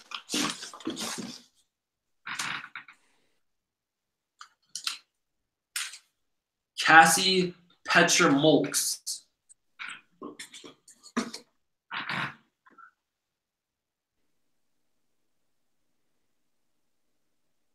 And last one for the waiting list. Let's see. Cobin Plays. Cobin Plays. All right, so we have our book recipients, we have our audiobook recipients, we have our waiting list for those that end up not sending me an email. Maybe they commented, maybe they never actually subscribed, and so they will never, or they never check their replied comments on YouTube, or maybe they commented so many things that it gets lost in the shuffle. But so I'll read them again. So these are the book recipients: Galaxy Pug 21, Alysson Kernodle, Falling Gravity, Rick James, Justin Cross, Sleep Master, Braden Peltz, Sam, and Justin Neilson. And then for the audiobooks, Trevor Vatten, Paul Andrews, Skyler and Friends, Justin Len, Jordan Sladen, Mr. Mrhchandonnet, Nolise Miranda, Johnny Vasquez, Chris LaFond.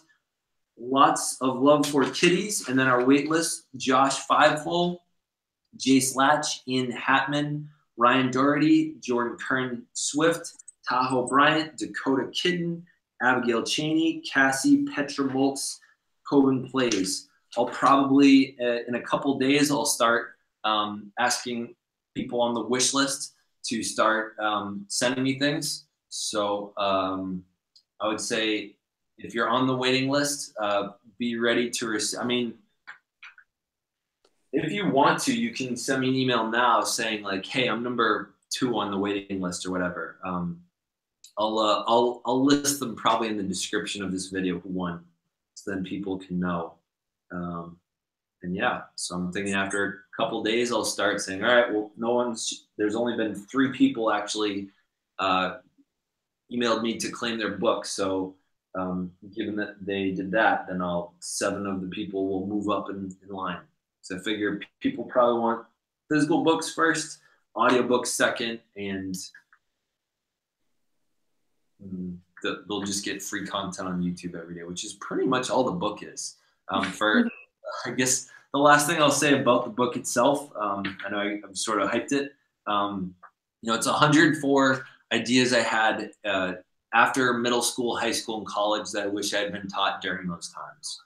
It's a combination of communication skills, ways that I've sort of mastered my mindset, and I'll share with you a couple of the books that I read that really. So for any of you that have heard of the Landmark Forum, that was a huge influence in my life. I actually had to speak with the people from Landmark to make sure I wasn't stealing their proprietary content. A lot of things you'll hear in there kind of come from Landmark Forum / some courses within that company.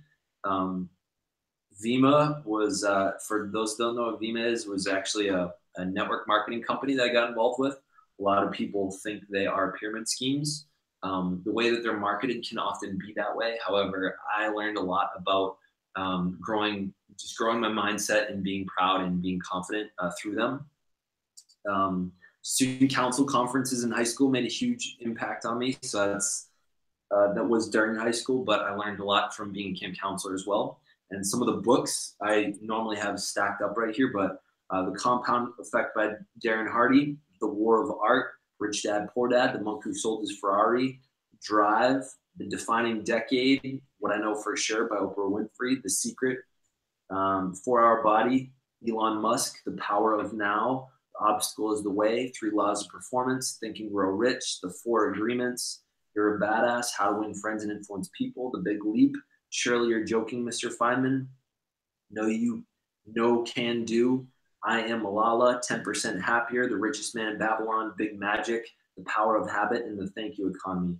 Those were all the books I had listened to or read by the time I finished the book. You can add probably another 15 to that list that have influenced what you guys kind of hear from me every day. And some of the podcasts and the audio things, the Tim Ferriss Show podcast, Data Turns Your Life Around by Jim Rohn. A really good commencement speech is Make Good Art by Neil Gaiman. Impose Your Will by Inky Johnson is a YouTube video. Caleb Maddox's YouTube channel has been a huge influence for me. Fed Up is a really good documentary I watched. Pay It Forward is a really good movie / book. The Power of Intention was the audio that I've listened to. Marie TV on her YouTube channel. Darren Daly, Darren Hardy's YouTube channel / video series. And I've listened to a lot of audio CDs from Success Magazine. I'm not going to name those. And then just Audible as a company has made a huge difference for me because they send me a credit a month. I listen to the book and I feel like I have all these insights, all these things going on in my brain. And that's why I have the energy to speak to you all about them. That's where I feel convicted and confident enough. Those are meant to be sort of a similar word. Convicted enough that I can share about it with you with belief that it's real, it works, it makes a difference. I think the proof is in all of your stories through Gemma, through Libby, through Dewey, through Alex, through, I'm trying to think of some of the other people I've really shared what they've gotten out of this channel. And it's me just regurgitating a bunch of things that I've gotten out of these books. I've had the privilege to become somewhat of a different person through this book and through the channel. And so what you guys are seeing is me growing as a human being through these books, and by sharing it with people. Say that again? Challenging people. I'm still waiting for my challenge, Zach. Oh, I thought I already challenged you. I challenge you to make, you know what, here's your challenge. My challenge for you to every single day come out with a recorded video of you sharing some of your poetry, where you look the camera straight in the lens, and okay. Maybe not straight in the lens, but this is what I did for my poetry is I would put like a Google Doc or something, and I would put it right below it. So when I'm reading it, I'm scrolling through slowly, but it looks like I'm looking at the camera. Or like I would like use a sticky note or like tape or something to put it just behind the camera, because right now I'm using this is my laptop. But I challenge you on a daily basis to you could have it be, I would say have it be separate from your live stream, just because then you can collect them all, put them in a playlist, and you can, people are going to like some better than others. But if you have it as a part of your live stream, it'll probably be a different experience. But yeah, each day, how long does it take you to write your average poem? I usually write a poem about once every 3 weeks. Yeah, but like, how long does it take you to actually like finish one poem? Because it doesn't take you 3 weeks of writing. It takes me about 5 days. To write one? Yeah. All right. So I think the commencement speech I just mentioned in there, which is by Neil Gaiman, he says, make good art. And he said that a lot of people are always going for success, they're going for money, and then they get nothing out of it. And also, there have been a lot of books that have talked about like not failing on purpose, but just putting out so much information, content, art, that eventually you start finding your stride for things. And I feel like the value for me out of creating a daily video is I've gotten better and better at bringing high energy to the camera, trying to bring everything I got to this. And by doing daily videos, I've learned a lot about myself, and I feel like I've grown as a creator just because I just have so many more ideas flowing through my brain. So one of the things I found also about poetry is that the more I write about it, the better I get at it, the quicker I get at it, and the better that they get within the quick writing. So like for those that have seen my music video, Thank Hop, Teacher Rap, that has like 700 views on it right now. I wrote that in maybe 20 minutes. I wrote one part of it in 20 minutes. I wrote the other part in probably another 20 minutes.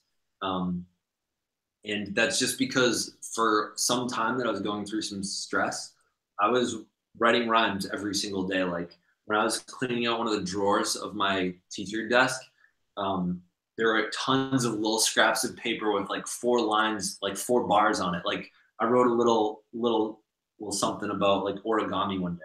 And then one day I wrote a little something about like rhymes about Pythagorean theorem. Like they're just all over the place.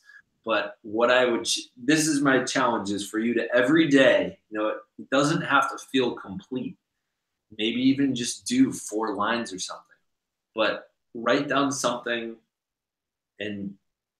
or type out something that you can produce every day, because I'm sure within the 5 days it takes you to create something, there's little nuggets of gold that you've put all together so that by the 5 days you have one completed piece. And yeah, that's why this is my challenge. I know there's plenty of writers and poets out there that would not challenge you to do this. But this is how I've learned how to grow, is force onto myself like an unreasonable activity that I can't not grow from. So that, do you accept? I just had Shannon Miller. She said to me, Gemma, are you going to take the challenge? Is a good question. Are you ready? I just put, Shannon, yes, challenge is accepted. So every day we can count on a video of, it could be, we'll say a poem is defined by, let's say you have to have at least 4 lines to it. Yep. And it doesn't have to rhyme, totally free verse, whatever the hell you want. And it'll be a separate video from your live streams, or it'll be the same? Separate from my live streams. They'll be complete. Sweet. Separate. Yeah, and I would say I'll leave this part up to you, but you could say, I would say like having the title be like poem day 1 or day 2 or whatever, and then have it be the title of it, and then have the same hashtag or whatever, something. So hashtag ThinkShare. You could if you wanted to. But yeah, I'd say like have the poem title and then have hashtag something, or like daily poetry or something, and then just start out the video saying, you just dive right into it. Don't even talk about it. You just dive right into it. You could say the title of it, or you could say this took me 45 minutes yesterday or today or whatever. Dive into it, and then you can either end it or you can try to explain some of what's going on in your words. Way, okay. I'm gonna sit here and think about which one I'm gonna do. Well, you don't have to do the same thing every time. You can try out different ones, see what you like. But I know sometimes when I have like a really metaphorical type poem that almost I feel like requires some sort of explanation, because one of the things I've learned as I've gotten older is that I have a lot of fun going through like multiple different metaphors at the same time that some people can't follow. And I confuse myself sometimes, so it's useful for me to describe it at the end. But sometimes I like having that at the end of the writer's interpretation. Now, this is open-ended. I'll say, to cap off the challenge, we'll say, let's make it a 21-day challenge. Ooh, now you're getting me thinking. Okay, I accept. I'll tell you what, I will match it as well. So I'll do the same thing. Okay. I'll do the same thing that you do. And I'll refer people at the end of each video. I'll say, Gemma's doing this overseas, the same thing. And why don't we, every day we'll put for the end screen of it is just a playlist of the other person's poetry. So sure, I'm up for that. We'll just contribute to each other by having that. And if anyone else out there that's also a creator wants to create brave people, we'll if I can be brave, so can they.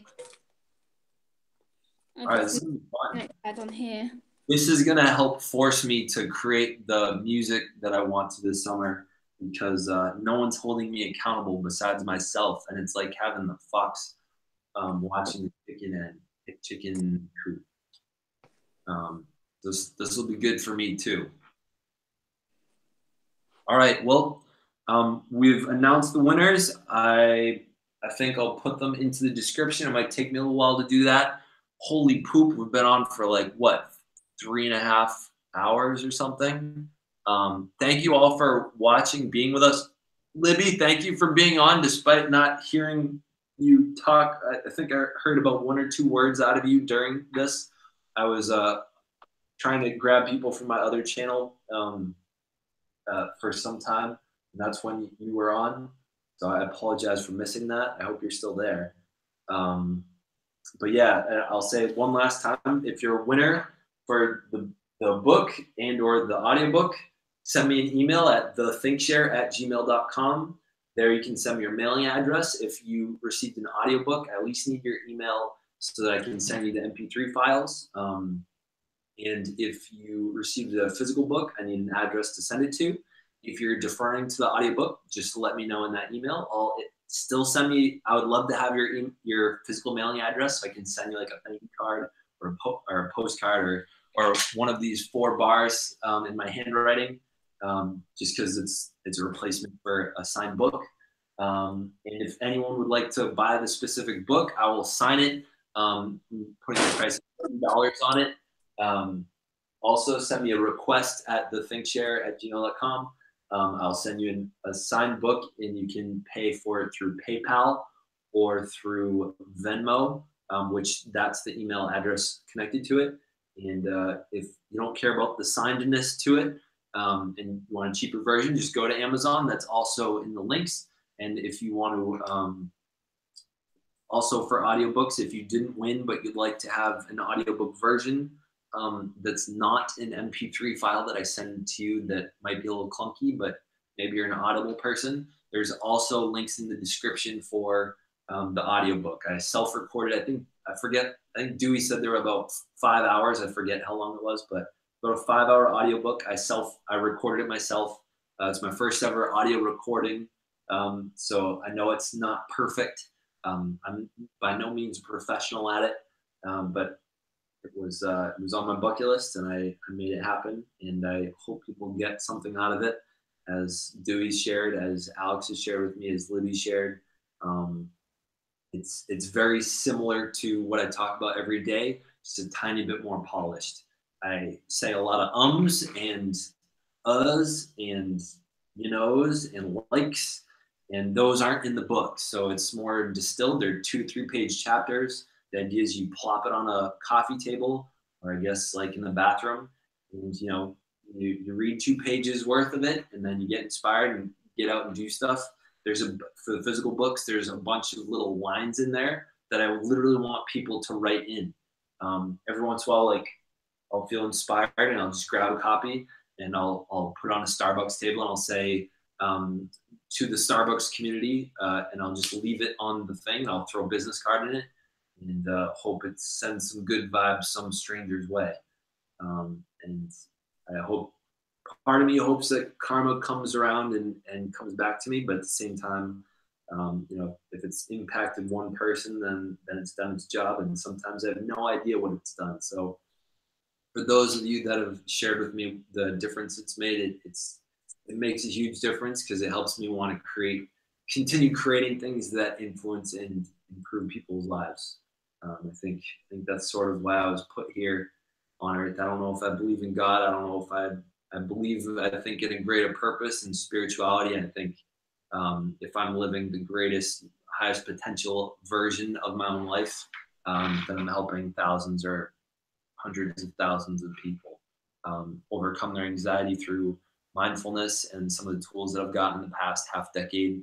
Help them embrace themselves for who they are, and help them become the best, goodest versions of themselves, and throw out the rules that English puts in front of us, and throw out the rules that school put in front of us, and just be freed up in the best versions that we can be, so that we can be the happiest versions, the most productive versions, the most loving versions, and the most authentic versions of ourselves that, feels weird saying this, but our creator, whatever the heck our creator was, that our creator had intended. And I don't know if that's a conscious entity or not, but I often feel like we're living in a bit of the Matrix, and I'm trying to be a little bit like Neo to show there's a lot of possibilities, and we just have to master our own thoughts and emotions and our internal state. And when we can master our internal state, there's not much we can't do. I won't say nothing, because I just feel it sounds just like a tiny bit cliched, just because you hear it so often. Not necessarily because it's not true, but just because you hear it so often. But there's like really not much we can't do. Coming to do that, having my channel grow 1,000 subscribers in about 2 weeks was proof to me that I could have 50 or 100,000 subscribers by the end of 2018. And before I had it that like 3,000 would be pretty good by the end of the year. So, I mean, as good things happen, the momentum of our confidence makes a huge difference in what we accomplish in our own understanding of what our potential is. And I just want to accelerate that for everyone that I can. It's well deserved. You've worked hard. I've been part of your community since just since you hit over 900, I think it was. I joined your channel, and you've grown massively. Yeah. Well, I do gotta say, some solid amount of that is actually due to James Cox.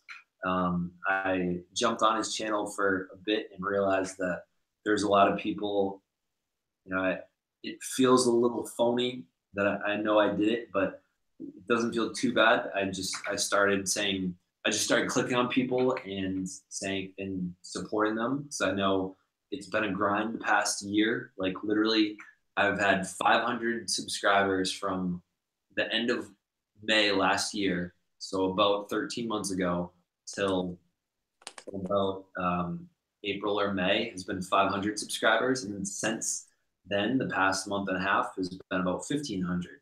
So the first 500, first 1,000's a grind, and making that just a tiny bit easier for people that are putting out good content and that are also grinding. Like I wanted to pay that forward, so I just started supporting people by clicking the subscribe button. And honestly, I knew that there was probably a majority that I would probably never see again.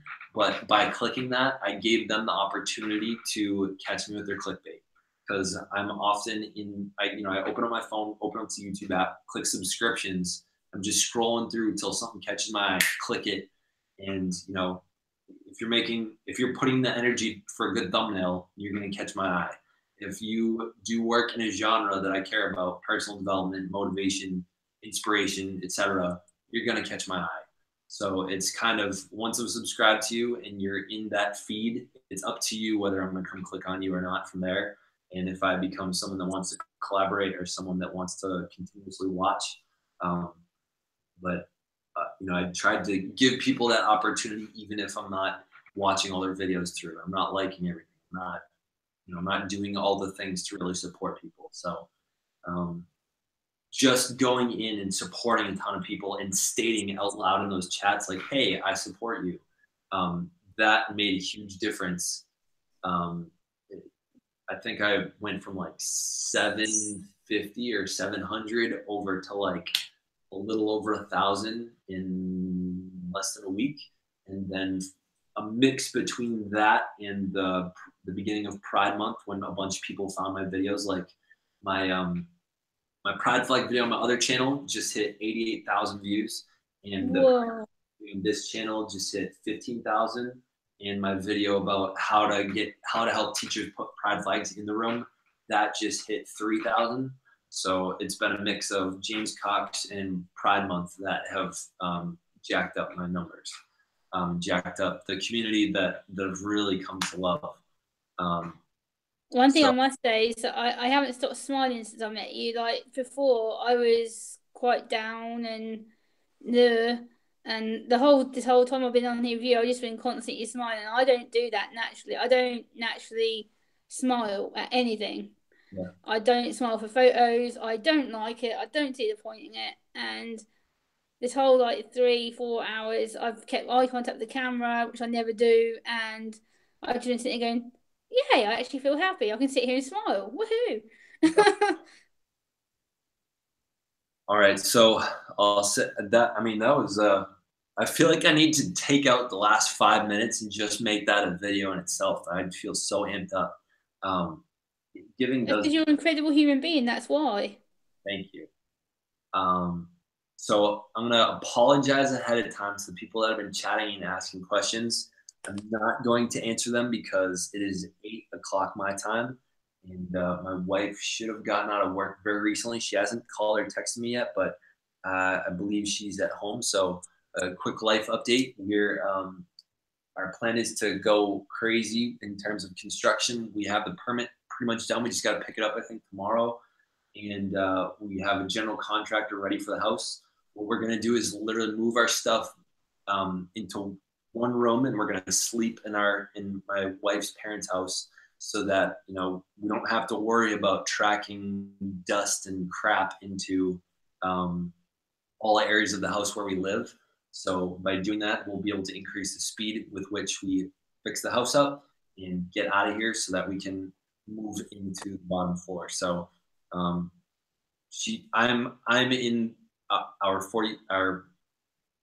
our house, our multifamily house, and I'm headed back to calling it I don't want to say the town, but headed back to my in-laws' house. So thank you all so much for being here. Your comments,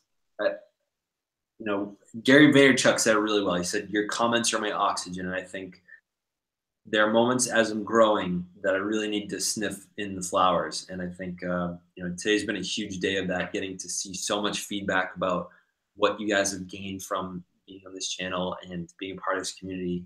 It's been really a blessing for me to get to know you all on some level, and have your attention, because your attention is the most precious thing that I can have out of any of you. It's not your money. It's not your, it's not you sharing in your social media and your subscribes and your likes and button. It's your attention. That's your time, and that is the most valuable resource in the world, because money means nothing if you have no time. Everything increases value when your time decreases. So I think I just said that backwards. Everything decreases when your time heads down low. So the fact that you give me your time means more than anything else you could give me, and I really appreciate that. I feel like I've given you enough information about the book and everything. So I'll see you all tomorrow. I look forward to this 21-day challenge in Gemma, creating some poetry. And tomorrow I'll have a P.O. box for you if you guys want to send me anything based on, or one person requested a P.O. box and one person, Dewey, actually gave me the funds to buy one. So thank you again, Dewey, for that. And I'm afraid of the egotistical person I could become out of receiving fan mail. So I'm going to do my best to stay humble and be aware that I'm just a human. You egotistical? I do not think so. I mean, it's really easy for it to go to your head when you start getting some subscribers, and when there's moments where you are apologizing to people for not answering their questions in chat because there's too much of it. It can go to your head just a little bit. So as long as I say it out loud, I become more aware of it. I do my best not to be scared about it. So thank you all.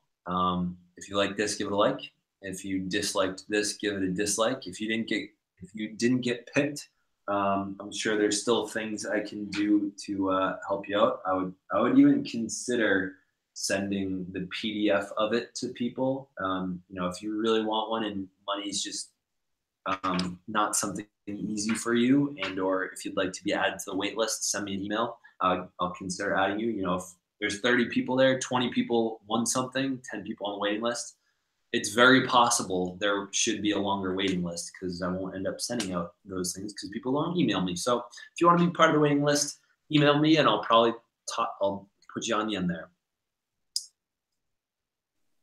I said those things. That's it. Thank you, Gemma, for joining me. Libby, give us a salute and tell us to stay weird.